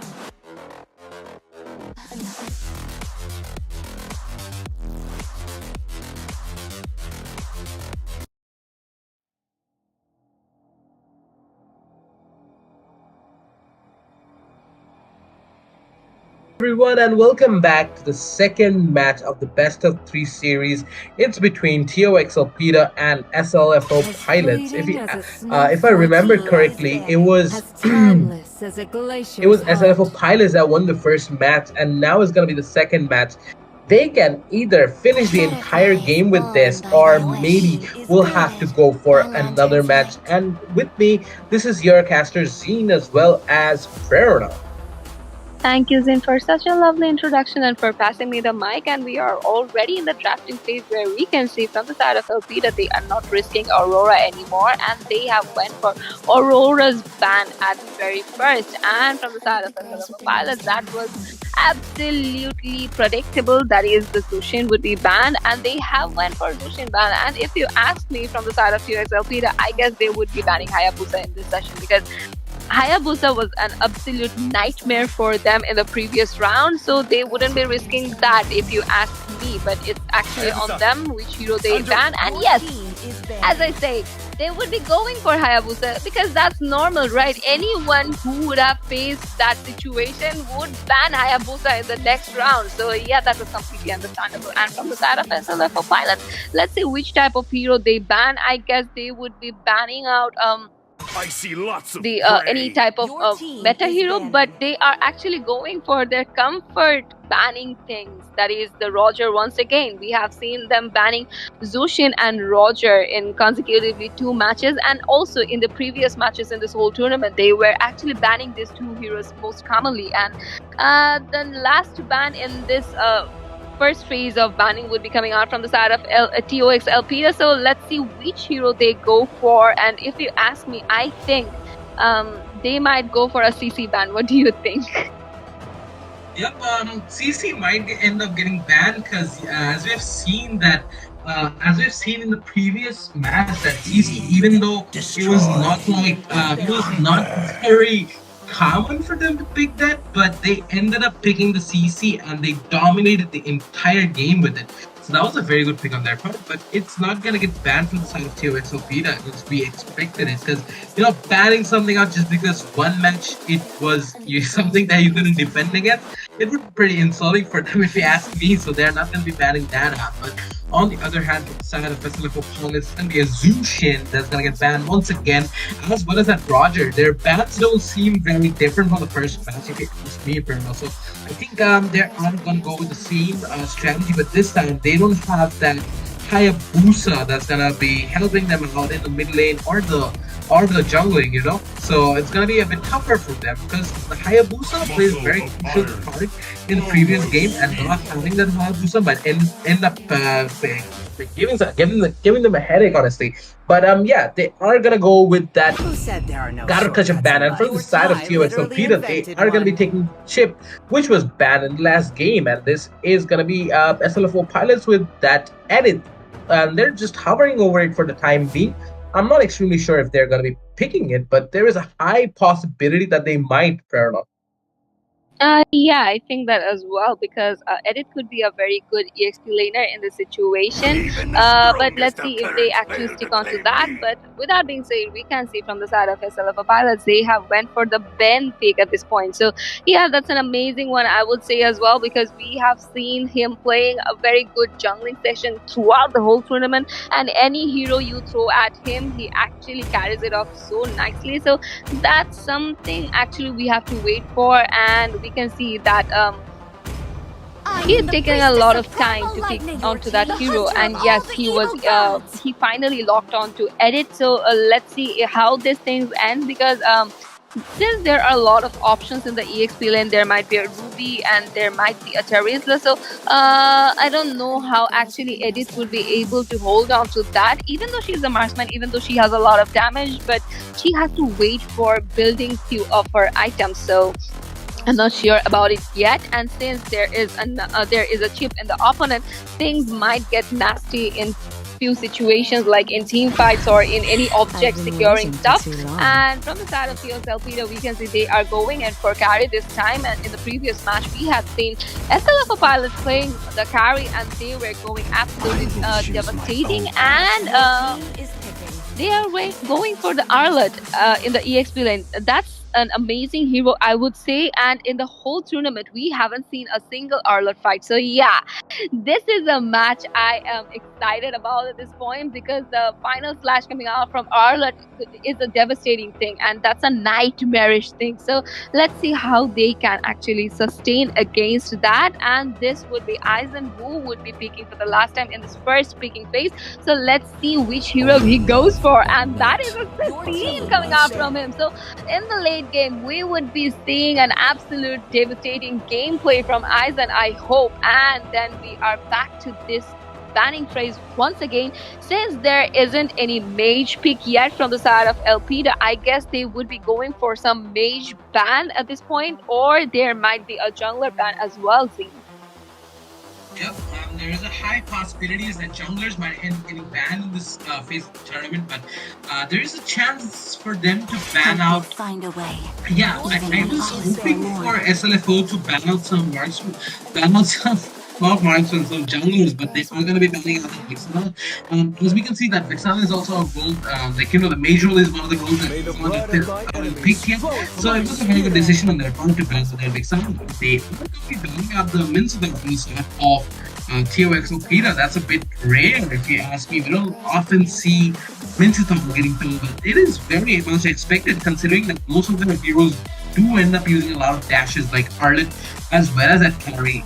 So it's a very good decision on their part to ban what is it called? The Mince tongue. So yeah, this is going fairly well for both the teams, but at the same time, I believe that both of them will have to take into consideration of the fact that the opponents are not going to be restricted by just one or two bans per round. Like they will have to up their game a bit. And if we do look at that, the next ban that's going to come out from the side of SLF4 pilots is going to be a Xavier. So that's going to be working in their favor as well. So from the side of TOXL PETA, they have that one last ban that they can use, and I believe that it is time for them now to ban our marksman because, against carry, I think one of the marksmen that could be most devastating. No need to get into any details right now because they are not going to be banning a marksman. They're just going to be banning out that Carmilla, and I think they were a bit concerned about the Carmilla and the Sicilian combination, maybe, perhaps, but yeah, they are going to be banning that out. So it's a very good drafting phase from both the sides, if you ask me. Yeah, I think that as well because look at the banning session. Very amazing heroes are banned from both the sides. There is Carmilla, there is Vincitar, there is Xavier, and there is Vexana and Gatotatu from the side. So yeah, if you ask me, the drafting phase is going amazing. And from the side of SLFO pilots, we have seen that Vivis is going for Hylos pick. So, if we talk about Hylos and Sicilian combination as well, that might help them in the late game. And look at TOXLP that they are hovering over Valor. So, I am, as I said before, that I am excited to watch this match since there is an Arlet and now there's a Valor. So, yeah, that's gonna be a neck to neck competition, I believe, because Valor would be able to remove the crowd control, and the amount of damage that comes out from his is immense. And there is Alpha in the jungle. So, yeah. At this point, their team looks very devastating because they have tankiness, they have a lot of damage, and also they have that chip where they can actually go into different places, and as well as they have anti-CC of that Valor. So yeah, that thing is gonna be a problematic situation for SLFO pilots because no type of crowd control are gonna help them, and since there is a lot of damage from the side of TOX Elpida from the very beginning to the late game, things would be nasty if you ask me. So the last pick from the side of SLFO pilots would be a marksman, and let's see which marksman they actually lock onto. Since there is a carry in the opponent, I guess they should go for something like a burst damage marksman like Hanabi or something, but it's on them. But instead they went for another mage. Whoa, they went for Louis. There would be a Louis and there would be a chip. So we would be saying teleportation all over the map from both the teams. So that is amazing. That is absolutely amazing, and that is absolutely confusing as well, because from the side of SLFO pilots there are two mages, Sicilian and then Louis. So I guess Sicilian would be going for the Golden, I believe, because he has that potential. With his first skill, he would be able to sustain a bit for the early game against carry, I believe, because he would be able to maintain distance. So let's see how things actually end up. What do you think about the lineup of SLFO pilots?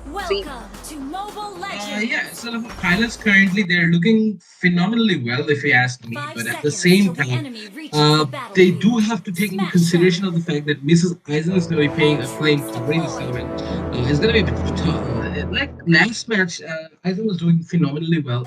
Like, did you notice something that Eisen is on the side of SLFO pilots and from the side of TOXLPDA, it's Mrs. Eisen. So are we seeing a battle between two lovers or something? I don't know. I'm very confused. But yeah, at the same time, Saladin's Burger is getting bursted out in the bottom lane, and he might get taken out of the process, but he will be able to sustain, and that edit is already here to provide a bit of a support. But the first blood goes to SLFO pilots, I believe. Yep, and it's going to be Prisoner that's going to get bursted out, but Prisoner is under a lot of pressure right now, and he will be able to sustain, but barely. So in the mid lane, we can see that the Valor is dealing a ton of damage, and the Louis, on the other hand, is just trying to set up shop right now. But I don't think that's a possibility for the time being, Perna, if you ask me. But at the same time, we can see that the damage that's coming out from I'm Vodka is immense, and that's going to be a bit problematic. And in the bottom lane, it is Meow Meow playing that Arlet. I have very high hopes for that Arlet, if you ask me, because I have not seen an Arlet gameplay since forever. And if the Arlet is able to play, up to the marks, is going to be very good. But it's actually very tough to use the Arlet perfectly. So yeah, we will have to wait and watch what happens. And in the mid lane, we cannot see any altercations coming out for the time being. But at the same time, in the bottom lane, it's ZK47 that's trying to go in. Salad Burger is under a lot of pressure, but he will be able to survive. ZK47 has been taken out, but that's a lot of damage that's going to come out from him, but he will get taken out in the process. Prisoner is going to get taken out by the Bane as well. One single jungler from SLFO steals the game every single time, and that's just how good of a jungler he is. Last match with his Hayabusa, he showed us who the true boss is in the jungling phase, and now using Bane, he's doing the same exact thing. Pyramid. If you do look at that, everyone from the side of the SLFO pilots have a pretty good KDA, if you ask me, and it's just the beginning of the game. So currently, SLFO pilots are leading with about 1,000 gold, so that is going out in their favor, if you ask me. And Prisoner is getting bursted out, but he will be able to survive without much of a problem. And at the same time, we can see that in the top lane, it's Carry versus... Oof, I did not notice what just happened, but something did, and that was an amazing piece of gameplay coming out from the Louis and ending up securing the second match of the night for Louis. And one thing I just noticed that from the side of SLF Palace, they don't have a marksman, but they have a Sicilian for the late game. So that's a very good combination as well. And we have seen this in previous games as well, I believe, Farina. Like SLFO Pilots taking the Sicilian instead of marksman. That is something that's not common, but that did happen previously. What do you think? Yeah, I think that as well. They have went for 3 fighter strategy. They have went for 2 mate strategy, and they have actually went for Sicilian as their marksman strategy. And Sicilian was able to take down Carry in the top lane, and we can see a fight is broken down in the bottom lane, where we can see Ben has already used his ultimate, Alpha uses Alpha charge, but no one is taken down yet. But the fight is still going on, and we can see that Edith and Ben are trying their best while Alpha was taken down. And the absolute amazing gameplay coming out from these players is just phenomenal. And look at that. That's why you don't want to chip in your opponent. And Carry was able to come here, and Carry took down the kill of I missed whom? Edit over there, sorry. Edit over there, and we can already see that Arlet is being chased down, and I guess he would be taken down by Ben, and with a very low HP, he was able to retreat from the situation. I don't know how he survived the situation, but then comes Louis in from the back lane and did not miss the chance and took down Arlet from the situation, where we can see that Chip and Valor are trying to rotate, but that's not something useful, I would say, because the turtle has already spawned, the player has already been lost, and already we are seeing a fight is breaking down in the mid lane. But that was just an aggressive poking and no chasing down yet, and Hylos is trying to drive away Chip from the situation, whereas we can see Alpha is there waiting for a turtle steal or a perfect opening for a team fight, where we can see that no one has yet noticed Alpha, and Alpha just revealed his position where he has used his Alpha charge already. But Ben was able to secure the turtle for time being, and Edith was taken down. But look at the HP of Arlet, and Arlet is being taken down by Sicilian, and with a very low HP, Chip was able to retreat from the situation, but Alpha is still there holding it with a very low HP. He is retreating, and I guess they would be taking down that middle lane's tier 3. And guess what Louis did once again with the backlane attack? He was able to take down Alpha over there. So the sneaky attacks actually Louis is doing is absolutely amazing. And with that being said, Ben was able to take down the tier 3 turret of the mid lane. So this gives them a upper hand in the map control, and I guess they would be going aggressively for the tier 2 turret as well. But if you look at the situation in the top lane, Carry is having problems in facing Sicilian already. And if we look at that, I guess Ben would be able to steal that purple buff, and yeah, he was able to steal that purple buff, and they are actually going to rotate towards the top lane, whereas we can see Carry is in a very nasty position, and Carry is taken down by Louis, and they would be going for the turret. And see how they are actually rotating. They are going in for the kill, they are going in for the turrets afterwards, and still they are chasing on. So an absolutely amazing gameplay is coming out from the whole team of SLFO Pilots. The rotation they have, the strategy they have set are working in their favor. And if we talk about Louis' gameplay, that is phenomenal. With every time she is hitting in the back lane, and she is able to take down heroes, important heroes.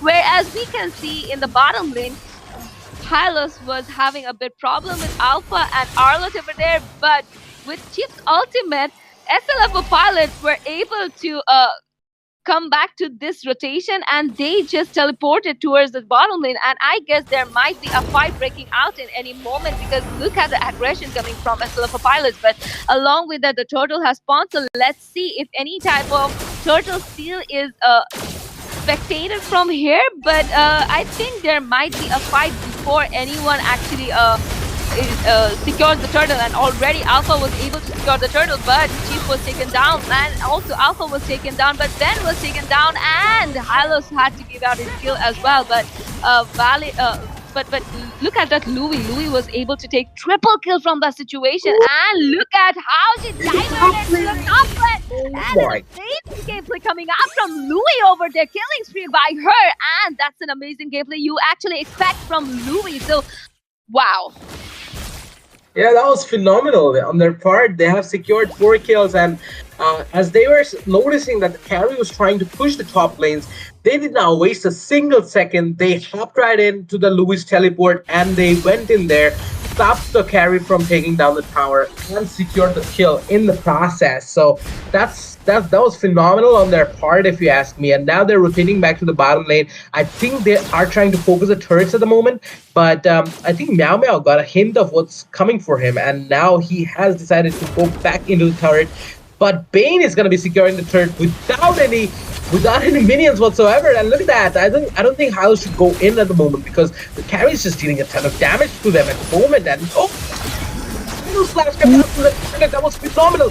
But the Arnold might get end up taking down, and it's gonna be a very good team fight for the side of TOX Alpina. That was the first time that they have phenomenally and overpoweringly won a team fight. That was phenomenal on their part. But look at that. In the top lane, Sicilian was able to secure the tier 2 from the side of TOX Alpina. And in the bottom lane is just Mrs. Eisen that's going to try and deal some damage, if you ask me. But Louis has decided that it would be better if she just retreats, and now she's coming back. I don't know what the Louis is trying to do, but maybe trying to set up a teleport. I'm not too sure right now. But yeah, the blue buff of Bane has been taken away by the side of TOX Opida, and they are trying to um, I am a bit unsure about that teleport because the mid lane was getting bursted down, and I think they should have defended the mid lane over doing anything else. But yeah, that was a teleport from the side of Louis, and now they are trying to deal some damage in the mid lane. And in the bottom lane, the Hylos is going to be securing the turret without much of a problem. And the Lord has already spawned. This is a 9-minute Lord, so it's not going to be that hard to take down.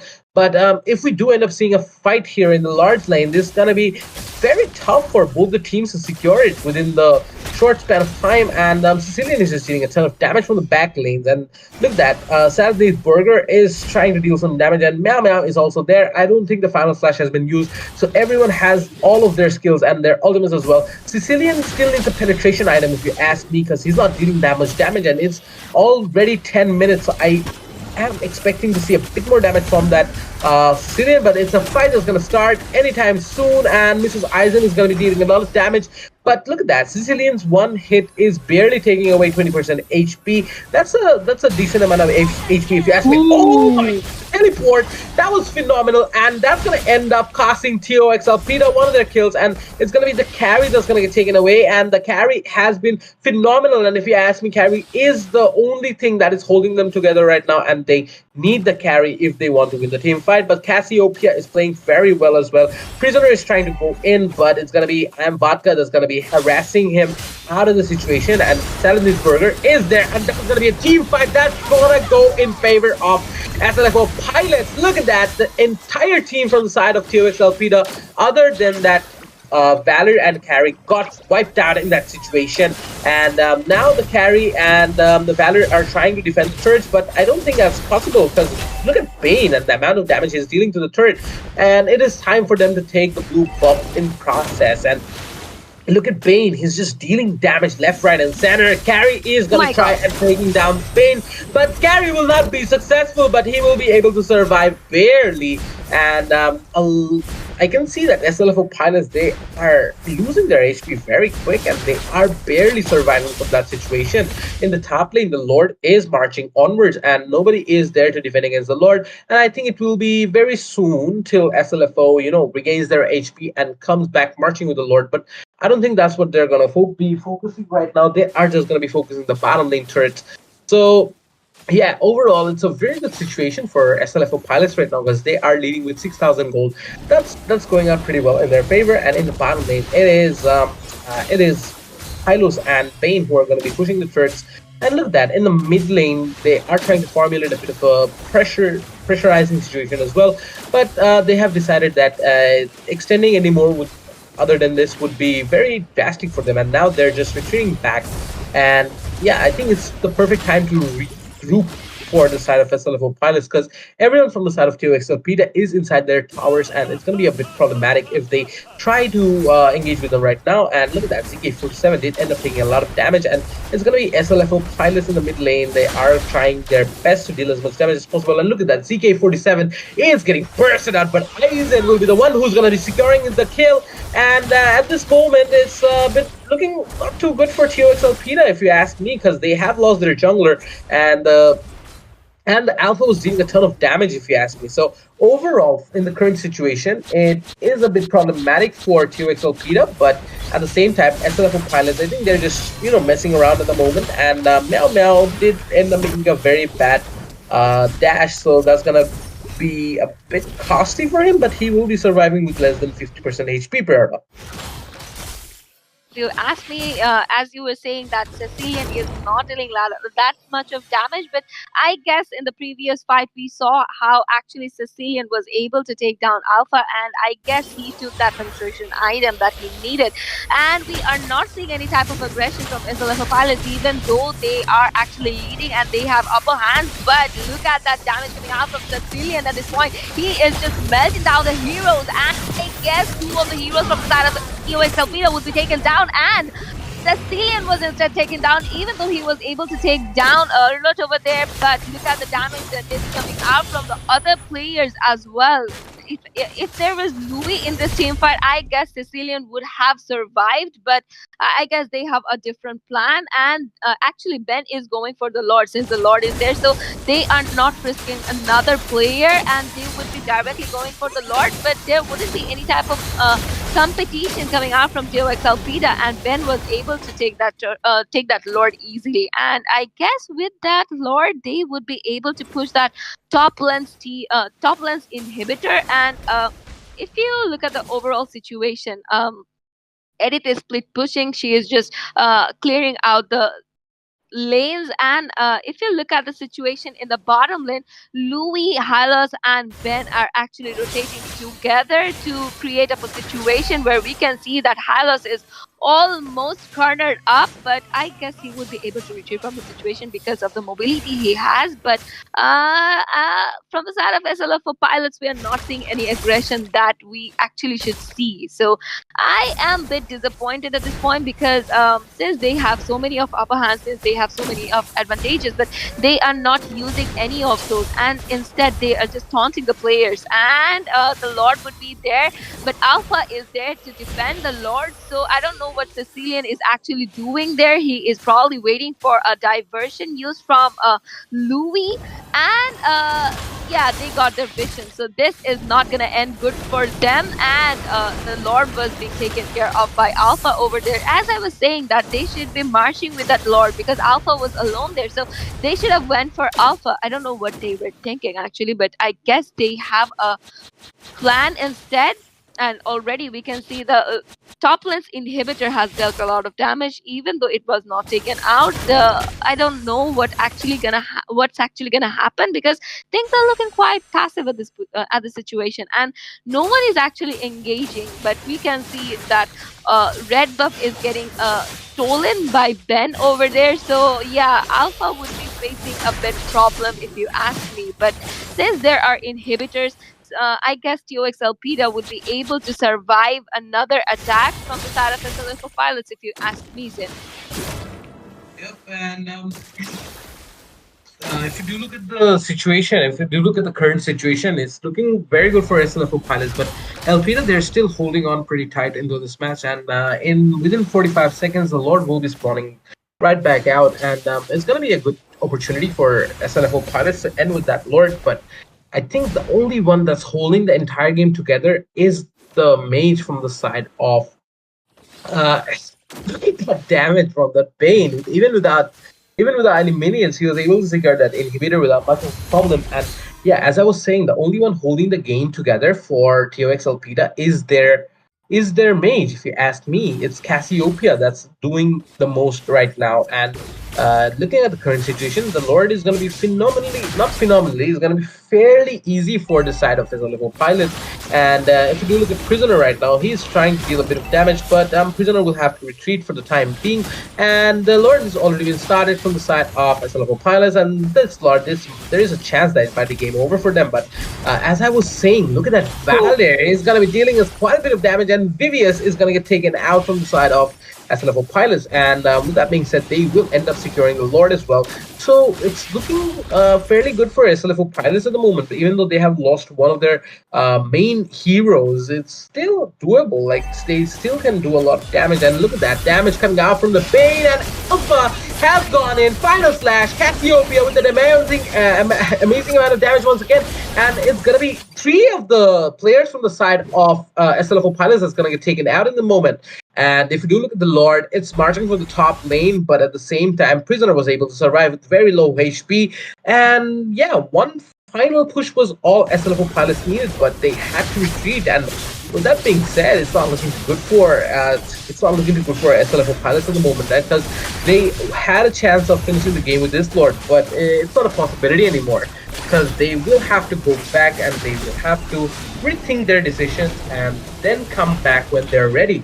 If you ask me, but at the same time, they still have the gold advantage. They still have every single other resources that they need to do well, but it's just not enough. They will have to formulate one final push if they want to win this match. Yeah, I think that as well. But that Lord went just to West, and if we look at the situation at this point, even though Hylos was able to clear up the lane, but there was Carry, so yeah, easily Carry would be able to take down Hylos. So Hylos had to retreat from the situation. And if you look at the mid lane, the lane is being cleared by Sicilian at this point. And if we look at the situation in the bottom lane, Hylos is trying to go aggressive. He is just poking around. He is trying to initiate fights, but things are not looking as they are expecting, I would say, because even though Hylos is trying to initiate, there is no commitment from the side of 2x Elpida, because I don't think they would be risking any player before the Lord fight, because the Lord would be here in a minute. So before that, they might just play safe and they just hold on to the turret as they were actually doing it till now. And we have seen that Sicilian used his ultimate, but that was of not that much of use. And we can already see that Alpha is able to sustain a bit, and also Arlott is dealing a lot of damage, but he is not getting down. So things are looking a bit good for them. I would say they still have a chance to come back to this situation if they win that Lord, and if there is any wipeout from their side. And if I look at the current situation, SLFO pilots are actually stealing all the buffs, so Alpha is not able to do that much of a thing. And if I look at the mid lane, Sicilian is trying to just clear out the lanes continuously, but it's not enough. Something is missing from the side of SLFO pilots, because we have seen them playing very aggressive, but in this match we are not seeing that. So let's see if they actually are able to hold on to their victory. And since this is a best of threes match and this is the second round, if TOXLP somehow comes back to this game, there will be the third round. I don't think SLFO pilot would want that. An amazing ultimate coming out from Ben over there, but there was not that much of damage. Instead, Sicilian got melted out and Carry is being taken down as well, but I don't think they would be risking it. And but she was taken down from the situation. So 2 of their main players are down. The Roamer is down, the Marksman is down, and Alpha is in a very low HP as well. So they have to retreat initially, and I don't think Hylos would be able to chase them down. But look at the initiation coming out from Hylos, and that is actually giving them an upper hand with a very low HP. Arlott was able to sustain, but Alpha was taken down in the whole process, and Arlott has to go back to the base, because look at the minion pressure.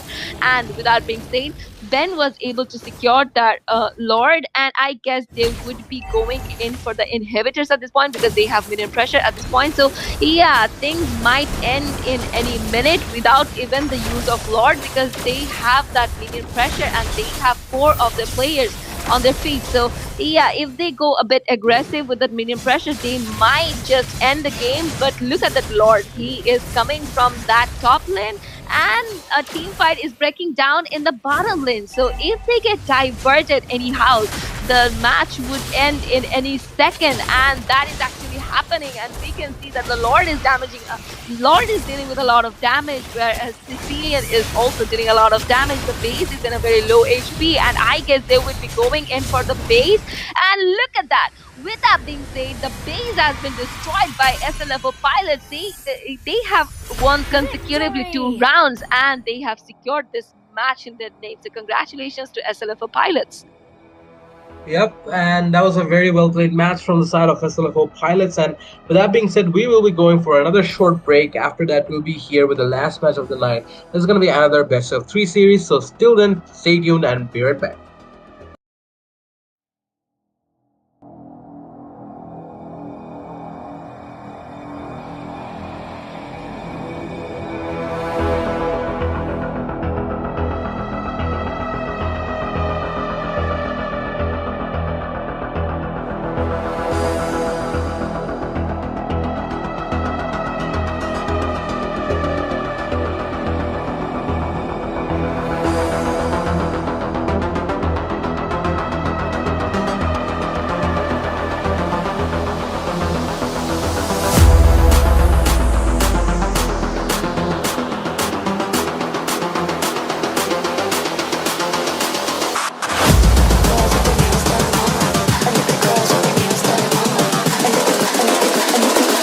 I think the girls with their nails done now.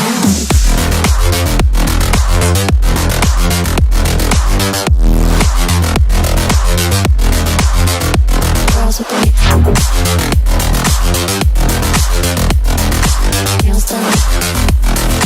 I think the girls with their nails done.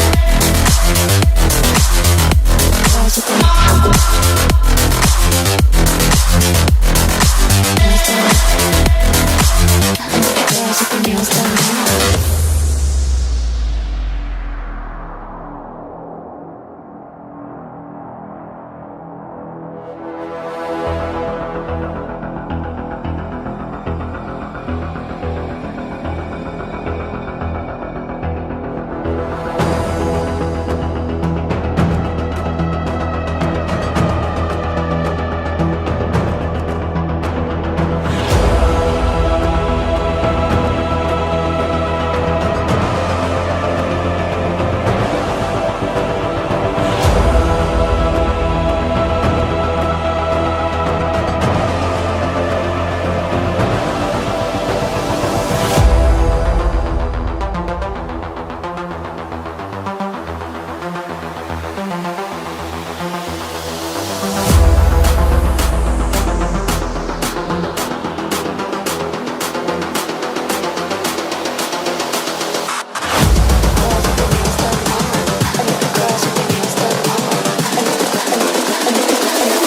I think the girls with their nails done now.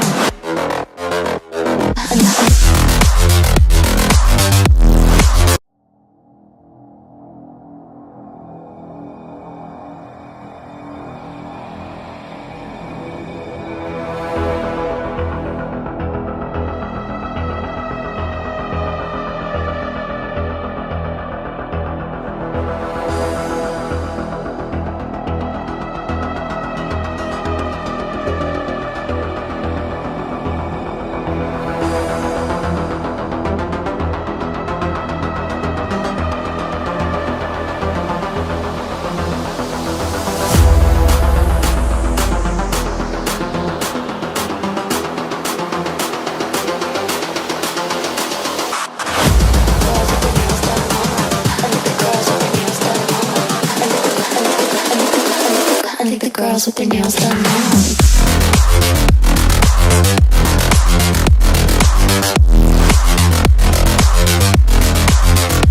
Girls with their nails done. I think the girls with their nails done.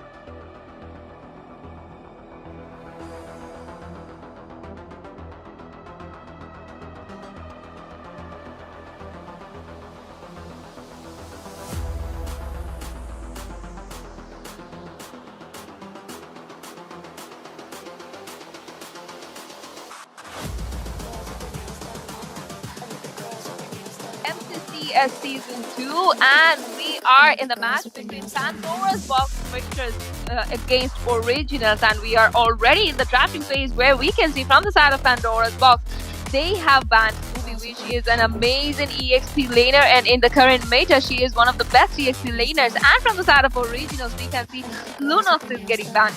And as we all know how devastating Lunox can be and how she can actually melt down the tanks, that is an absolute amazing ban, I would say, as well. And from the side of Pandora's Box, they have banned Xborg as well, and we know that how Xborg is being devastating in the whole tournament. So yeah, that could be a wise decision, and we can see a Valentina ban from the side of Originals. So we can actually say that Originals are going with a mage-oriented banning session, and from the side of Pandora's Box, they are actually going for EXP-oriented bans. So in the casting deck, I am here with you, Prarona, and with me is your favorite Zine.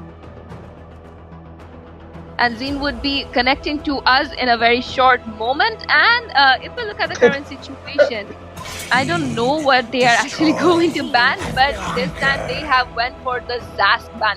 And if you ask me, Zask has been very tremendous in all the matches in this whole tournament. So yeah, that was a pretty wise decision. And along with that, in the first banning session, the last ban was Hayabusa from the side of Originals, and we know how devastating Hayabusa can be in the matches, how he can actually use his ultimate to retreat from any situation, or how he can actually use his Ugi Shadow to lock onto any opponent. That is absolutely a nightmarish thing. So yeah, that was a pretty wise decision from the side of Originals. But let's see which hero Pupinator actually first picks to, or if he actually give his teammate any type of upper hand in the situation, because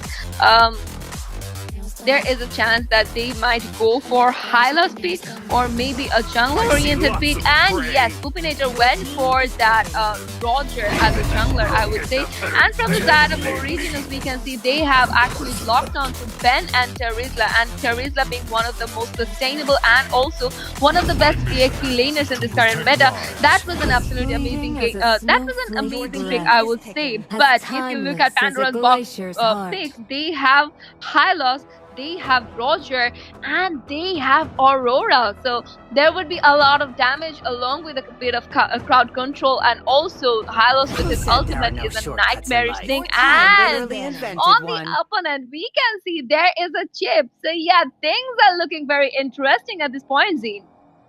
Yep, I do agree. And if we do look at both the sides, it's looking very good for Pandora's Box Virtus right now. But from the side of the Originals, they also have a very good pick, considering that they have taken the Bane as well as the Terizla and the chip as well. So overall, it's looking fairly good. And now Carmilla is going to get banned from the side of the Originals, and from the side of Pandora's Box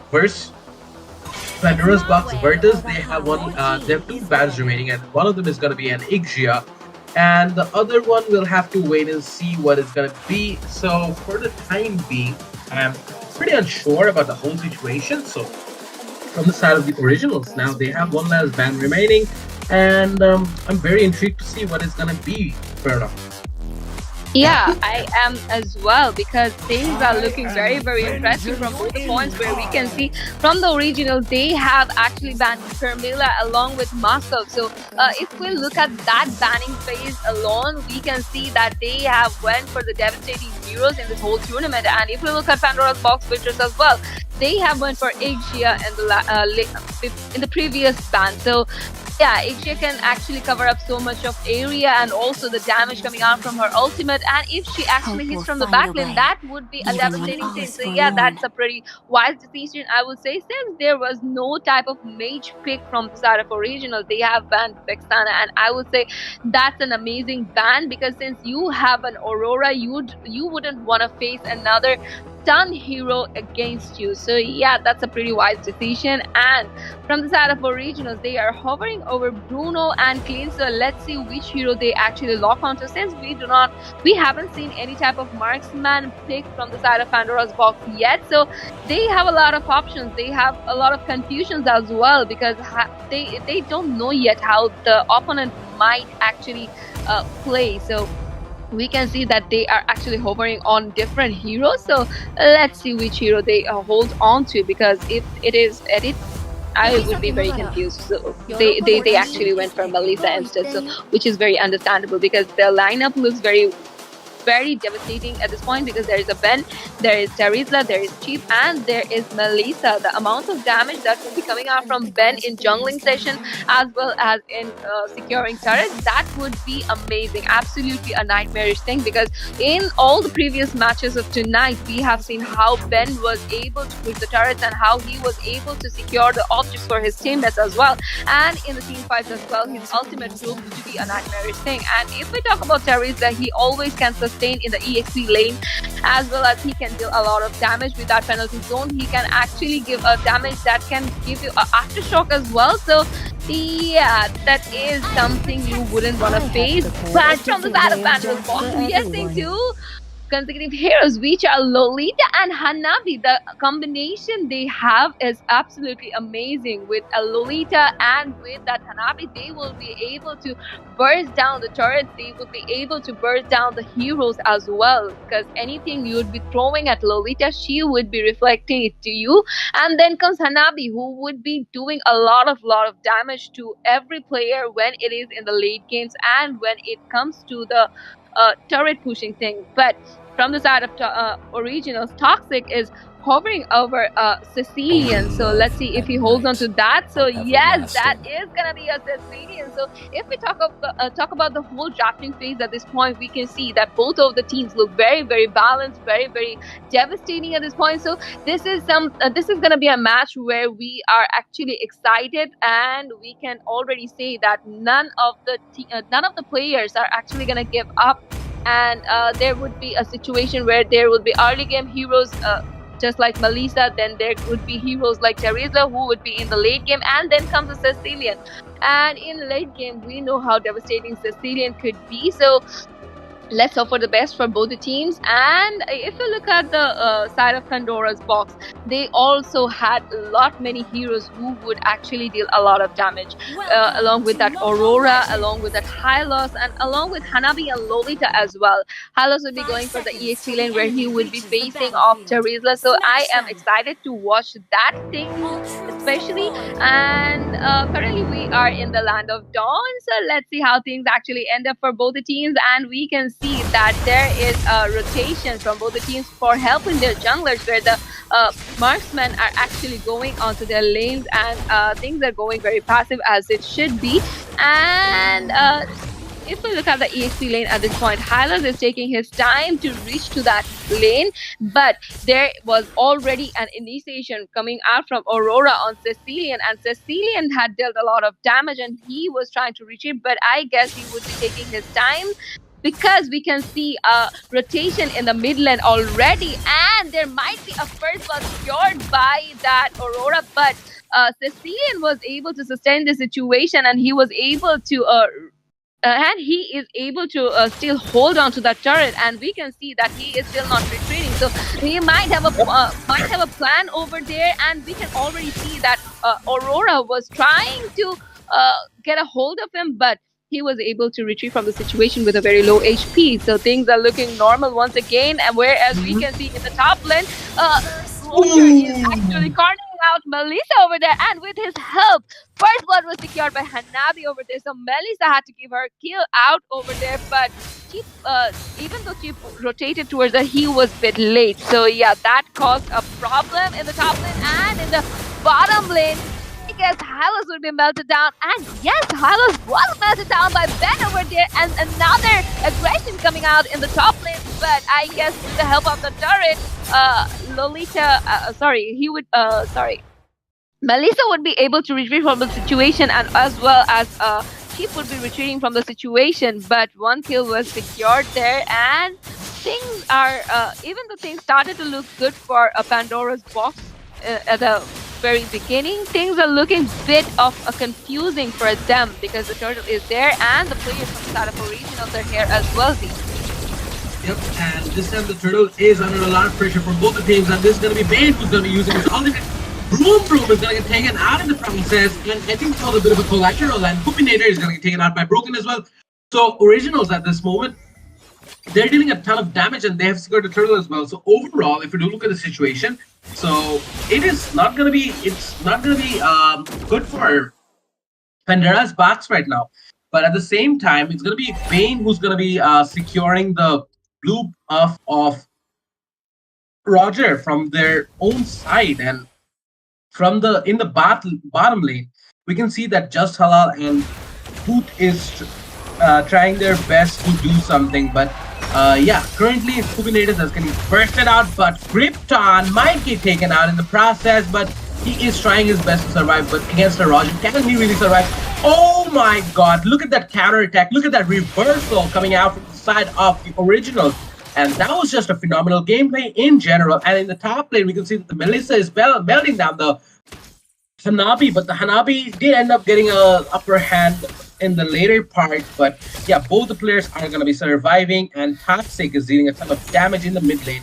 And in the bottom lane, they're just trying to formulate a bit of a pressure for the Hylos, but the Hylos will end up surviving. And yeah, there's a lot of rotation coming to the top lane, and Pandora's box is under a lot of pressure right now. Krypton is there, and it's going to be the rest of the players from the original side that are going to be coming in and dealing some damage at the same time. So Shaman has gotten bursted out, but at the same time, it's time for the originals to rotate back to their lanes once again.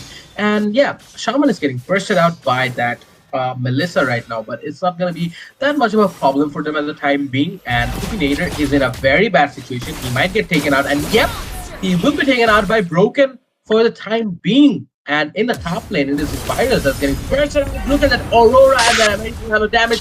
And I think it's going to be game over for Virus at the moment. And Virus is still trying his best to survive using the ultimate, and he did manage to survive from that situation. Oh my god, how did that happen?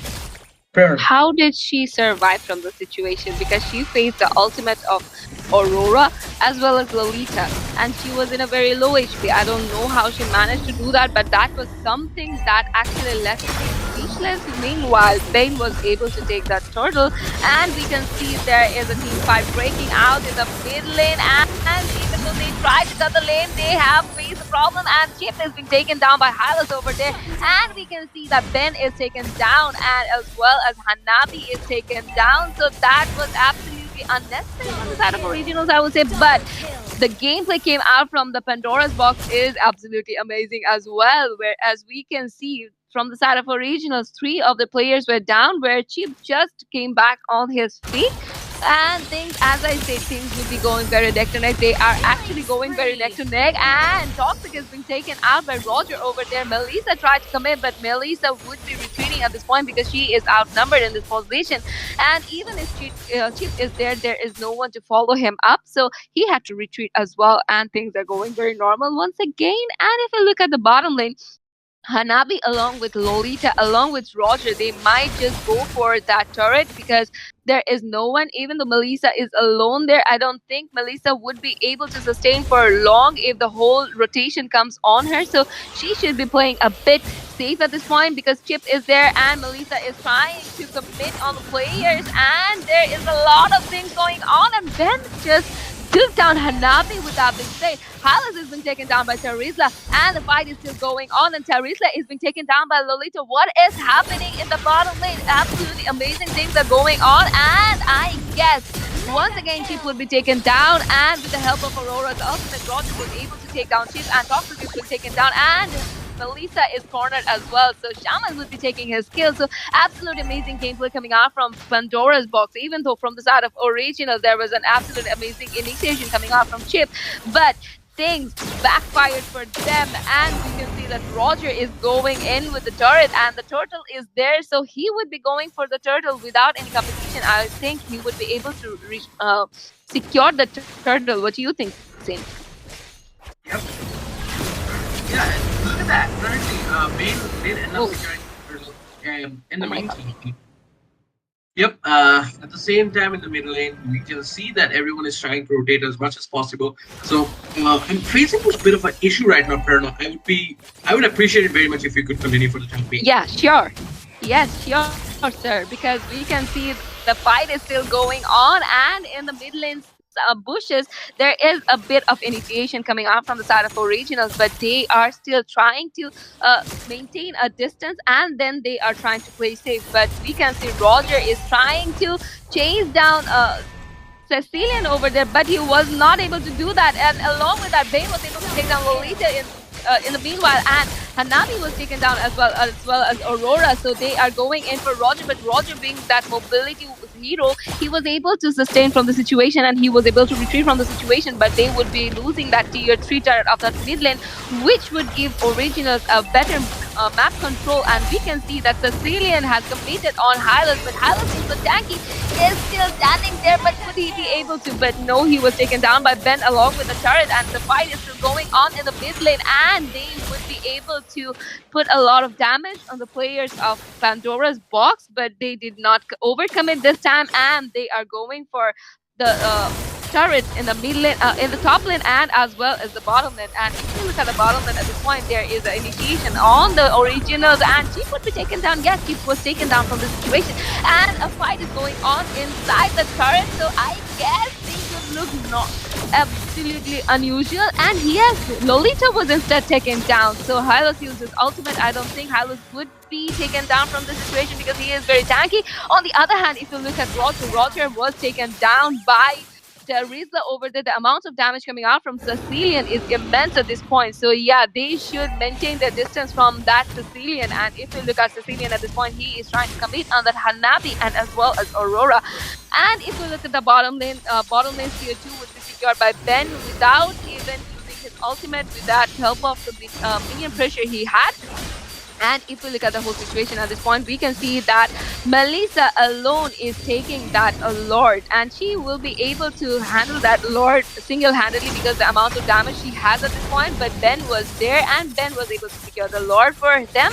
And if we look at the level, Melissa is in level 12, where Hanabi is in 10. So Hanabi would be facing a bit of problem while facing Melissa at this point. And along with that, they have that minion pressure, and they also have that Lord. So yeah, things are not looking good for Pandora's box at this moment. And we can already see that the amount of damage coming out from Sicilian is absolutely immense. And that is unbearable at this point for any of the heroes. Because look at that, he is able to deal a lot of damage on the tank as well as the EX laners and as well as the sustainable heroes. So yeah, things might get different, and Aurora's ultimate was actually helpful for taking down Chip, and Lolita was the one to get that kill. And if we look at the mid lane at this point, the Lord is there. But I think from the side of Pandora's box, they will be able to defend that Lord. And yes, without even saying that, before even completing my sentence, they were actually able to take down that Lord. But the minion pressure is still there. I guess they would be losing one of their inhibitors at this point because Ben used his ultimate already, and the fight is still going on. And we can see that how Melissa is actually going aggressive on the players. But I guess Melissa is very cornered at this point. But look at that ultimate coming from Hylos, and Sicilian was taken down in the process. And we can still see that Roger was trying to chase down Melissa, but with the help of Ben, she was able to retreat from the situation. But Teresa was being taken down at this point because even though he is a very sustainable hero, he had to face 3 of the players. So that was very unbearable for him. And at the situation, we can already see that even the Pandora's box are in a very cornered situation. They are trying their best to hold onto their turrets, and since they have their inhibitors still, they are actually they still have a chance to come back to this game. Yep, and look at that. Krypton was trying to go in behind the enemy lines, but that turned out to be a very bad decision, and now it's time for him to go back. And as we were talking about this whole thing, look at that. Krypton might get ambushed, but he decided that it was not the best possible decision to go in that bush for that time being, and Krypton is just trying to target that Hylos, and the Hylos did end up taking some damage, and X1 from the side of the Originals is going to be here within a second, and the Hylos did end up sustaining a lot of damage, but he will be able to survive till the end. And I think it's time for everyone to go back to their lanes, but maybe they are trying to commit over here because of the Lord that is going to be spawning in about 30 seconds, but look at that. The Roger was able to secure the mid lane tier 3 within a minute, and this was Hylos securing the kill off Sicilian, and it's not looking too good for just Talal right now because he is under a lot of fire, and that's the Hanabi that's bursting him down. Oh my god, Deadly Catch being used by Pain, and I think that was a very bad decision on their part, and Benny's gonna get taken out by Vroom Vroom, and that's gonna be a double kill for him, and I believe that it was just a very bad decision in general, like overcommitting for one single player and giving away 2 kills in the process. I don't think that was the best possible decision at that moment, Prerna. But at the same time, if you do look at the Lord, it's gonna get melted down within a second without much of a competition. And if you do look at the current situation, it's gonna be Vitus that's gonna get taken down in the moment, but he will be able to survive by a short margin. And Krypton is still trying to do something, but nobody is here to use the portal from Krypton, and that's gonna be a waste of an ultimate. But yeah, Krypton is gonna be using his own portal, and it's gonna be just Halal as well who's gonna come out of the portal. So currently it's not looking too good for the originals right now because the enhanced board of 12 minutes has gone in favor of the Pandora's Box Virtus. But yeah, at the same time, I believe that this Lord is going to be very essential for Toxic to develop more of his stacks, and that's going to be putting them in a bit of an advantage. But at the same time, Toxic has been playing not up to the mark, if you ask me. 0-4-10 is not a good KDA, but at the same time, Virus is doing the same thing. But it's the Bane who's holding the entire team down, and this is, oh my god, already 2 kills coming out from the side of Pandora's Box Virtus. And look at that, the amount of damage that Hanabi is dealing right now, it's unbearable for everyone. And that's gonna be 4 kills getting secured from the side of Pandora's Box Virtus, and this is the time for them to finish the game. And I believe that this is going to be the end of the first match of the night. Sorry, not the first match of the night, the first match of the best of 3 series between Pandora's Box Virtus and the originals, and that's gonna be game over. And this has been won by Pandora's Box Virtus, and that was a phenomenal gameplay coming out from Vroom Vroom. And I believe the Hanabi and Vroom Vroom were the key essential parts of winning this match, honestly, and they played phenomenally well. And you have to give them some credits, Prerna. Like, that was some phenomenal gameplay. So without further ado, we'll be going for a short break. After the break, we'll be back with the second match of the best of 3 series. Till then, stay tuned and be right back.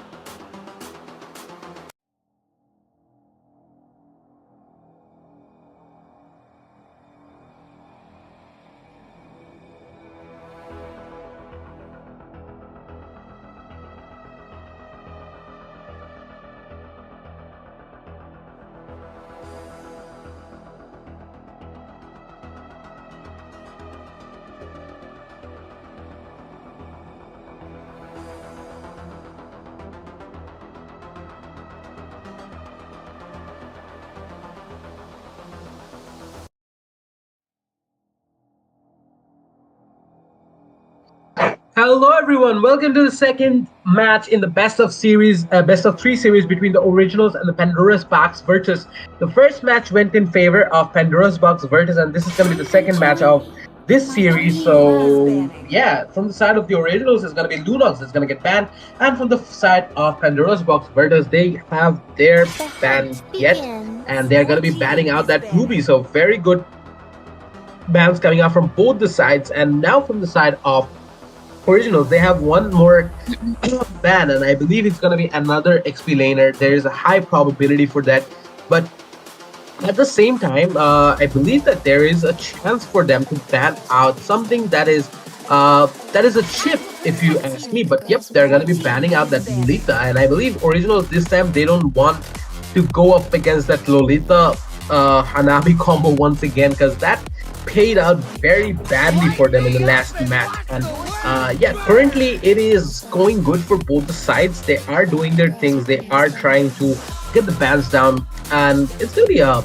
it's gonna be a export ban coming out from the side of um, Pandora's Box Virtus. So overall, looking at both the sides, it's going very decently if you ask me, Verna, because from the side of Originals, they have banned out two of the heroes that turned out to be a problematic that turned out to be problematic for them. And then from the side of the Pandora's Box Virtus, they're just banning some things that are not feasible for them, I believe. But yeah, from the side of the Originals, they're going to be banning out that Hayabusa, and I think that's a very important ban in this situation because that Hayabusa can single-handedly deal a lot of damage, and yeah, we all know about the finishing potential of the Hayabusa, so it is better to just ban him out rather than giving him away to some other team. So overall, currently, that's a very rare ban. We do not usually see a Florin getting banned in these situations, but it's gonna be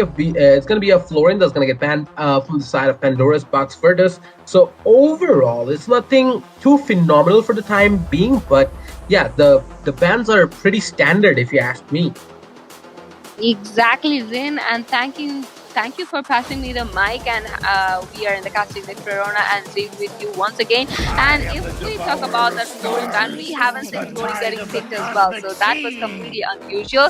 And from the side of Originals, they have went for Zask, and Toxin will be playing Zask in this particular round. So I am expecting more from him because in the last game when he picked Sicilian, we were actually expecting him to be a phenomenal player, but somehow I guess he did not get the opening to showcase his gameplay. So yeah, I would be hoping a better gameplay from him in this particular round. And on the side of Pandora's Box Virtues, we can see that they have locked onto Roger and Hylos already. And in the previous match as well, we have seen how Roger was actually devastating against the Originals, and they were actually rotating, and actually Roger having that much of mobility, and also with that amount of damage in the late game from the early game to the late game, he was a devastating hero. And with the help of Hylos, I guess there would be a possible amount of combination from them. And from the side of Originals, they have locked onto Masha, which we do not see that usually, but I am actually hoping to see a better game, a very amazing gameplay from Masha at this point, because if Masha is played in the EXP lane, it is actually a very it becomes very impossible for the opponents to hold on to that EXP lane, because she has that damage, she has also is very sustainable, and she has that mobility. So yeah, and along with that they have a Carmilla. So at this point their lineup looks tanky, and if we talk about Carmilla, she can actually bind up to 3 heroes at a time, and she is very tanky. She has that mobility with the second skill, she can bounce off the damages. So yeah, things are looking pretty bulky for the side of Originals at this point, and this would be the last pick of the first picking session from the side of Pandora's Box Bridges. So let's see which hero they actually go for. And if you ask me, I would go for a mage, and they have actually locked onto the mage, and they have picked Valentina at this point. So yeah, in this whole tournament, we have seen a lot of Valentina gameplays where we could see actually how Valentina is very useful in this whole team fight thing, and how she actually provides damage as well. And if you look at the banning phase at this point, Pandora's Box have banned Ixia. They had banned Ixia in the previous match as well, because the amount of area she can actually deal with, and also the amount of damage she can deal with, is absolutely amazing. And if she hits from the backlane, that actually becomes a nightmare for the opponent. And from the side of Originals, as expected, they have actually banned Hanabi at this point, because in the previous match Hanabi and Lolita were proving to be a nightmare for them. So yeah, they wouldn't want to face that once again, so they did not risk anything at this point, since there is no marksman pick from the side of Pandora's Box yet. So that was a wise decision coming out from them. But if you look at Originals, they did not have any type of jungler yet, so Pandora's Box might just ban one of the best junglers, that is the Ling, at this point, I guess. So what's your thought? And No, before yeah, this, we banned Marcus. yeah, we didn't get enough time to predict, honestly, because they're going to be banning out that Martis, and I believe that banning out of Martis is a very good decision as well. So overall, the situation is not looking too the situation is looking fairly good for Pandora's Box right now, because they have one of the banned heroes, that is the that is the Roger, and they have Hylos as well as that Valentina. But from the side of the originals, they have that Zast, so it's gonna be fairly better for them, honestly, because if anyone can use that Zast properly, it becomes a a devastating force to deal with, honestly. So yeah, overall from both the sides, we're seeing some very standard picks, honestly. And now Moscow is going to get banned from the side of the originals. And with that being said, I think we're set to see the last two picks. And from the side of Pandora's Box Virtus, they are still lacking behind on an XP laner and a gold laner. So I believe that picking out the XP laner first would be a good decision, because we can see that not a lot of gold laners are left in the mix. So picking out a gold laner would be a top priority in my opinion. But maybe they might just go for another Sicilian play in the gold lane, like we have been seeing that very frequently. So yeah, that's a chance as well. But on the other hand, from the side of the originals, they are still they also need a jungler and a marksman. So both the teams still need marksmen. So it's gonna be a bit tough for the situation, because they will have to decide on what they are gonna get. And from the side of the originals, they have two picks. It's gonna be their last pick. But on the other hand, from the side of Pandora's Box Virtus, they have picked out that Matilda. So I believe that Hylos is going to be played in the XP lane. So the only thing that Pandora's Box Virtus is missing right now is a gold laner. And from the side of the original, they still need one jungler and a gold laner as well. So if both teams can get what they want, I believe this match will be a bit more fun to watch. But from the side of the originals, they're hovering over the Popol and Koopa, and they will end up selecting it as well. And from the side of the and from their side as well, Julian is gonna get picked. And from the side of Pandora's Box Virtus, they have one final pick remaining. And I think Perna, if we end up seeing a Fanny getting picked, it's gonna be phenomenal. But nope, we are not gonna be seeing a Fanny. It's gonna be Bane that's gonna get picked from the side of Pandora's Box Virtus. Since they do not have a marksman yet, I don't know how this three fighter strategy is gonna work out, because we have seen a Matilda in their team. So yeah, things might just change in the late game, because there is we cannot actually predict to that anyway, because whenever there is a support player in your team, you cannot predict if you're gonna win it or if you're gonna lose it, because it's gonna be either of it. Either if you play actually very aggressive, there is a chance that your supporter would be there to help you out. So in corner situations, you would be able to retrieve from the situations. But if they actually go for your supporter player, then the whole team has to face that problem. So if you ask me, since they do not have a marksman yet, I think they might have to face a bit of problem in the late game, because there is a Popol and Koopa in the team. So if we talk about Popol and Koopa, in current situation, Popol and Koopa is a very good marksman, and that thing can actually farm very fast, and also it can go for turret pushing as well. So I don't know how they have planned to go for it, but in the opponent there is a Ben. So in case of turret pushing, they have an upper hand as well. So things are looking quite balanced at this point. But since a supporter player is there, I guess from the side of Pandora's Box, they might have an upper hand in this situation. But it actually depends on how you execute the match. So I don't know yet how they're planning to do that. But already we can, with the help of Matilda, and Matilda being Matilda, she was able to secure the first blood of Julian. That was quite unexpected, because it's just 1 minute. I was just flabbergasting for a bit and fumbling for a bit, and then came the first blood. And we can already see that in the jungle lane there is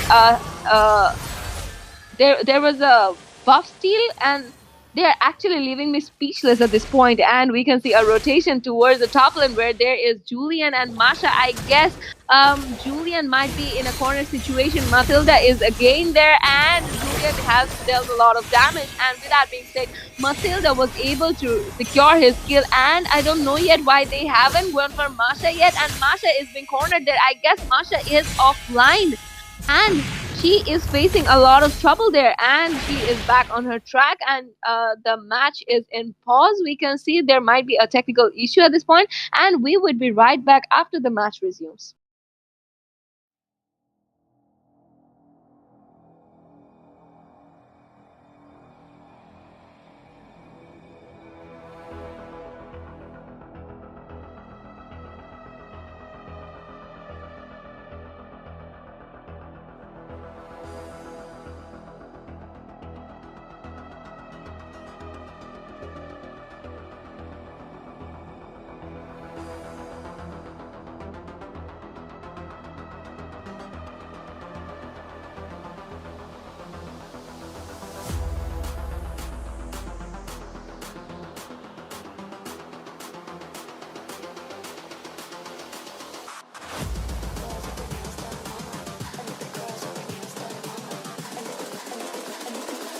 I think the girls with their nails done now.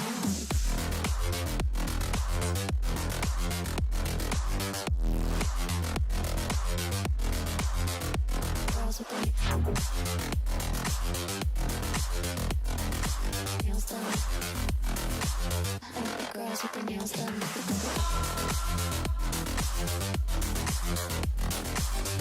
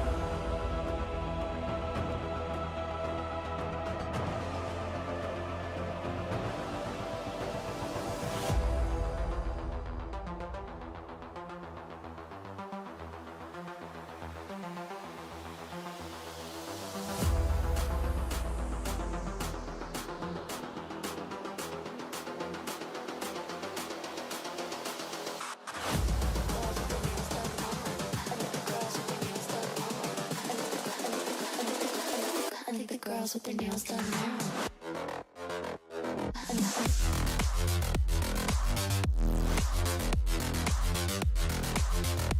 Girls with their nails done. I think the girls with their nails done.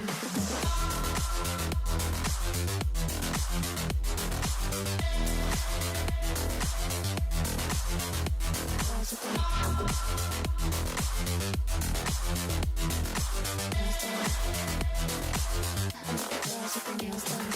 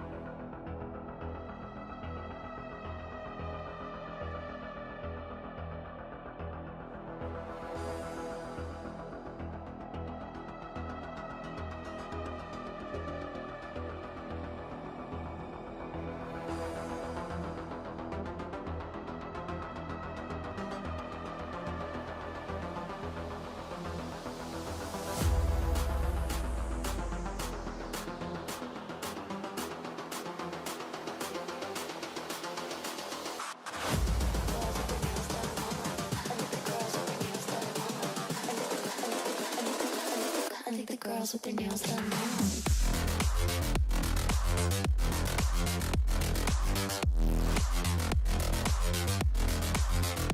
Girls with their nails done. I think the girls with their nails done.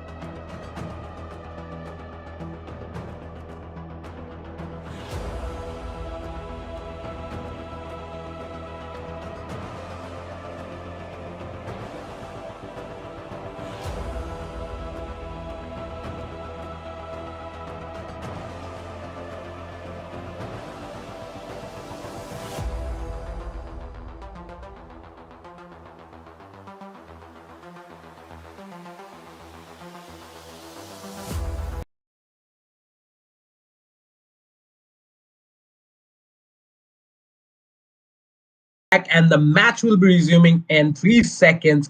With that being said, we can already see that Pandora Sparks, Ventus, they have already gotten 2 kills right off the bat. And unfortunately, I believe one of the players was facing a bit of a technical issue, but I think they're okay right now. And this game is going to continue the way it has been. So, yeah, in the bottom lane, we can see that the Roger has taken a lot of damage from that.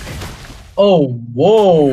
The Julian What? just got taken out by the what is it called, the turrets. Yeah, so that was a bit weird if you ask me. And now the Masha is pushing and doing his thing, but at the same time the Masha is again trying to retreat back to the base. I guess what is happening, I'm a bit confused. So I think they're still facing somewhat of an issue. But yeah, this is gonna be Vroom Vroom versus Toxic once again, and Vroom Vroom will end up coming back, and that's gonna be another pause.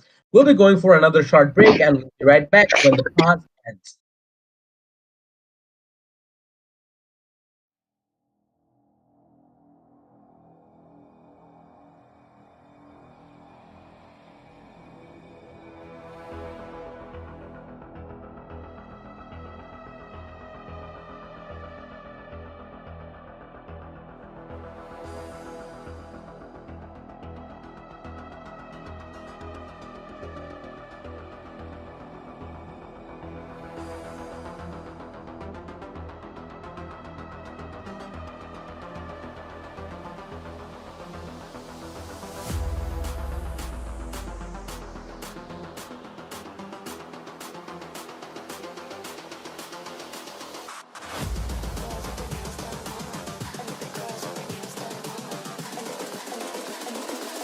I think the girls with their nails done.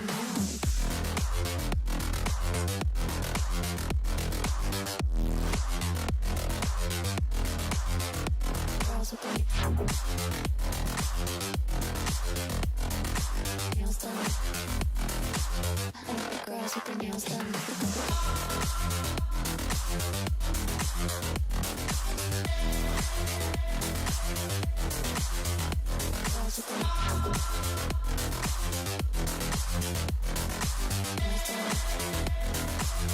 Girls with their nails done.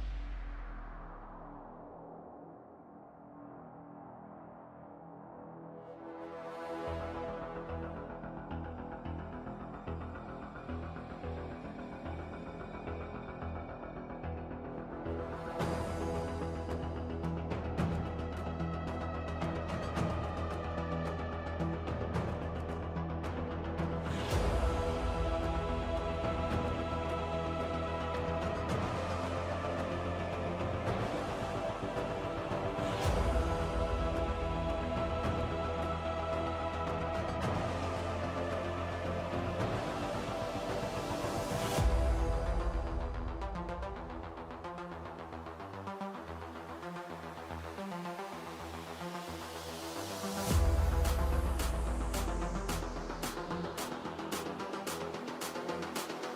with their nails done. I think the girls with their nails done.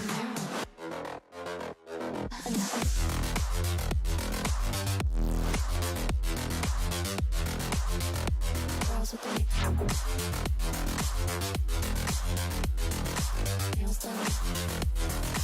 I think the girls with their nails done. Girls with their nails done. I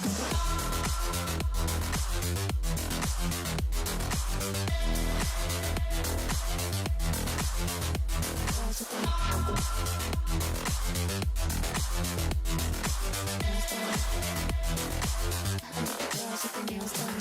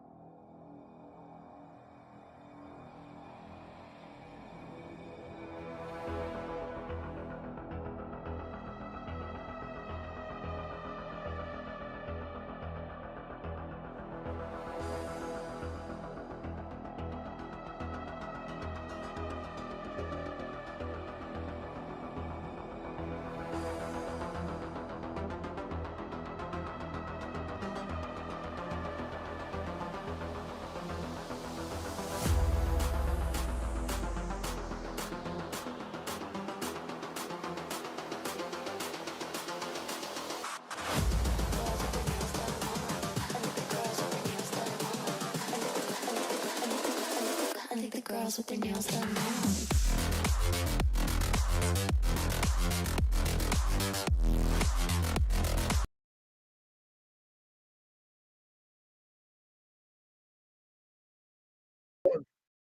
Hello, everyone. We're resuming the match, and I believe they're facing a bit of a technical difficulty right now.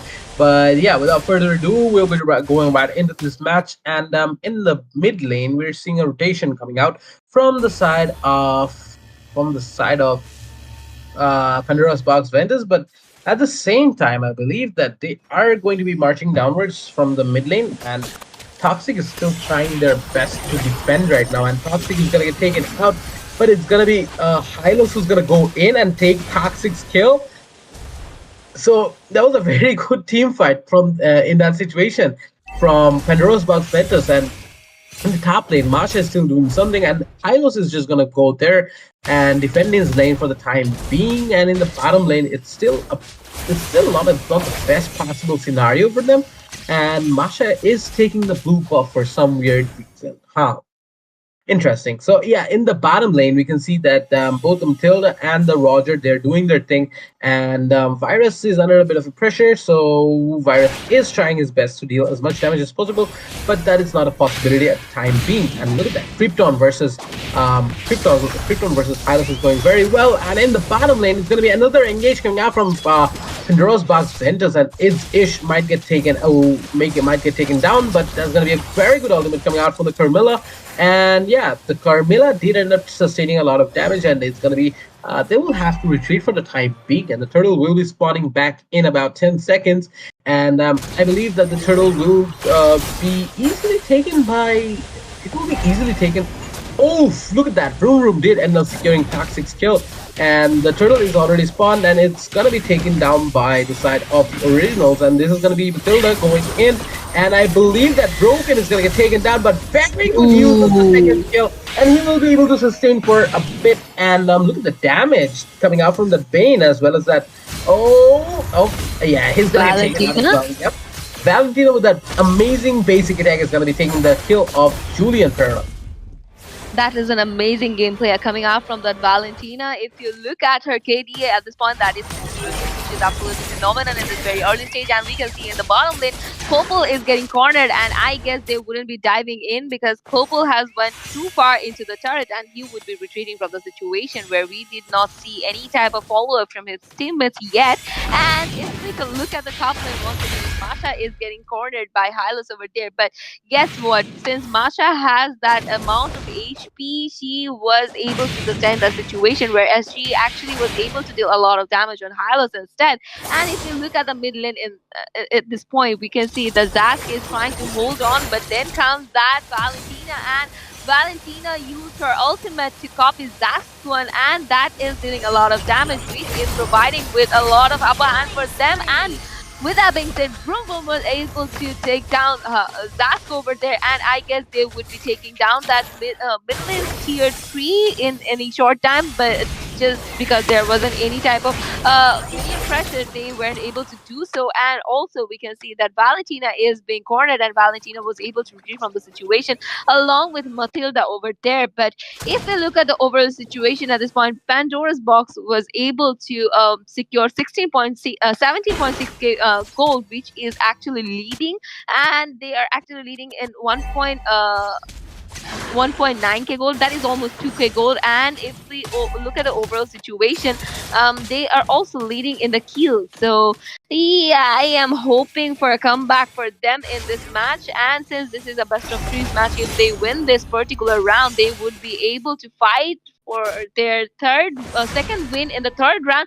But along with that, we can see that Zask was being taken down by Ben in the mid lane, and we can still see that Julian is trying his best to hold on to the turret, but I don't think he would be able to sustain much, and he had to retreat from the situation. Whereas we can see that Masha was being taken down by Hylos in the top lane, and he would be securing that top lane tier 3 turret, and the turtle is here. And from the side of Pandora's Box, they have already committed and secured the turtle already, and we are not seeing any type of competition in turtle fight from the side of originals, and instead they are being cornered in every team fight. And already there is a minion pressure going on in the mid lanes tier 2, and even though they will be able to clear out this minion pressure, they might have to lose their blue buff, and Ben was able to secure that, and instead Masha was once again cornered, and I guess, sorry, not Masha, Carmilla was cornered in this situation, and I guess Pandora's box wouldn't be throwing themselves in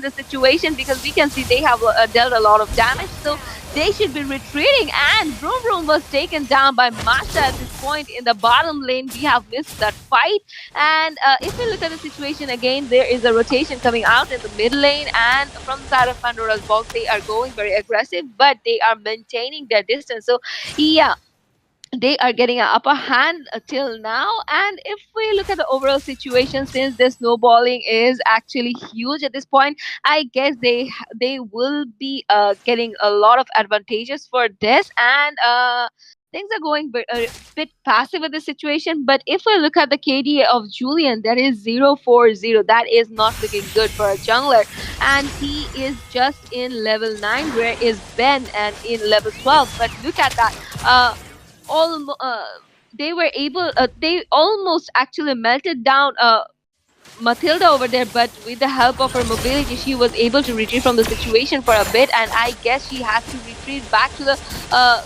base, I would say, because look at that, she is in a 40% HP. So if she does not retreat from the situation, there is a chance that they might just corner her out, and that would not be good for Pandora's box. So yeah, what do you think, Zane?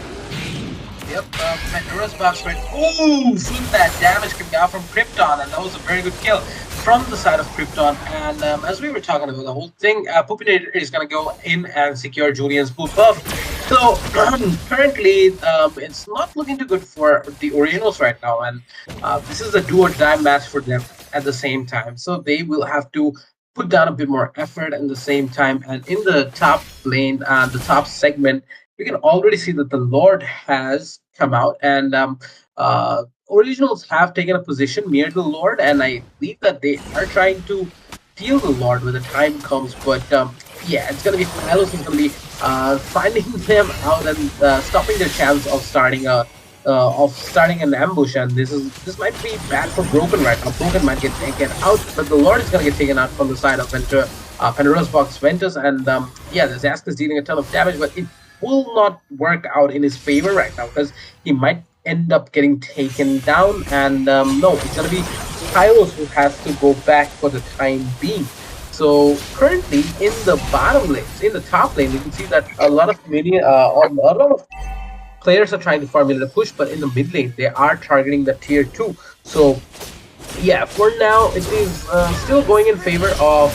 Oof, look at that Masha going in and getting another kill down. So the Masha has been phenomenal, if you ask me. He did secure Pupinator's kill, and that's going to be a bit problematic for them. So in the meantime, we can see that the Pandora's box Ventus, they are trying their best to set up something in the bottom lane, but at the same time they are down by one whole player, so it's not going to work out in their favor for now. And look at that, Krypton is dealing so much damage, but Krypton will get shut down for the time being, and it is now an even fight. Toxic is taking a lot of damage, but he might be able to survive with that amazing ultimate, and that ultimate is going to burst everyone down. It's Ish is going to get 2 kills at the same time. So Perno, what do you think? Where do you see this match going?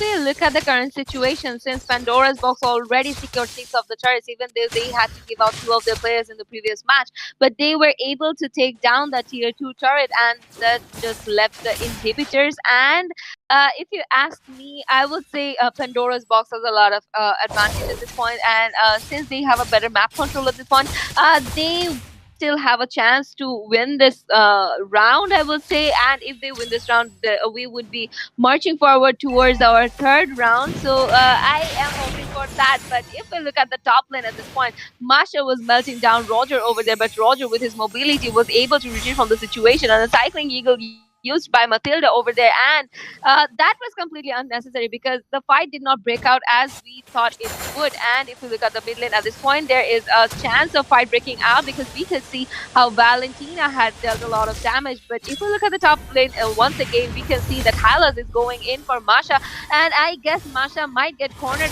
situation. But the rotation from the side of Originals is phenomenal at this point, and they are rotating in a. All of the players are rotating together. So whenever it comes to one player, they are all of the players are there. So at that point, Pandora's box do not have that much of thing to do, so they have to retrieve from the situation. So things are looking pretty quiet at this point, because we can see the Lord will be appearing in 10 seconds. So I don't think any of the teams would want to risk any of the players before that, and so they are not going aggressive, or they are not initiating anything. But in the bottom lane, we can already see that there is an initiation on Hylas, and Hylas has a chance of getting down, but he was able to retrieve from a situation with the help of his ultimate. He was able to slow down Masha and Julian in the process, while we could see that that was an amazing diversion coming out from Hylas. And with that being said, Valentina was able to secure that Lord. So with the help of this Lord, I guess they would be able to secure 1 or 2 inhibitors, because they have that potential, and their damage is immense at this point. Look at the levels as well, since they are ahead in levels and also in gold, and also they have minimum pressure and the Lord. So I guess that would be easier for them. But let's see how Originals actually hold on to this, if they are able to defend this one, because we can already see that from their side there is an initiation of defending the Lord already. But in the top lane and also in the mid lane, we can see that they are trying to take that turret down, and Popol and Koopa was being taken down by Ben over there. Look at that Lord, he is still damaging that turret, and Valentina was taken down in the process. But look at that, Lord has taken down that inhibitor. So they had lost 2 inhibitors in this particular fight, and Toxic has been taken down. Ben has been taken down by Masha over there, but Masha was been slain by Roger, and I guess they would be locking the base in no time. And with that being said, Roger is taken down, but the base has been locked, and this round has been won by Pandora's Box. So we would be seeing a third match. So congratulations to Pandora's Box for giving such an amazing gameplay and coming back to this match. And with that being said, we would be coming right back. And before that, we would be taking a very short break.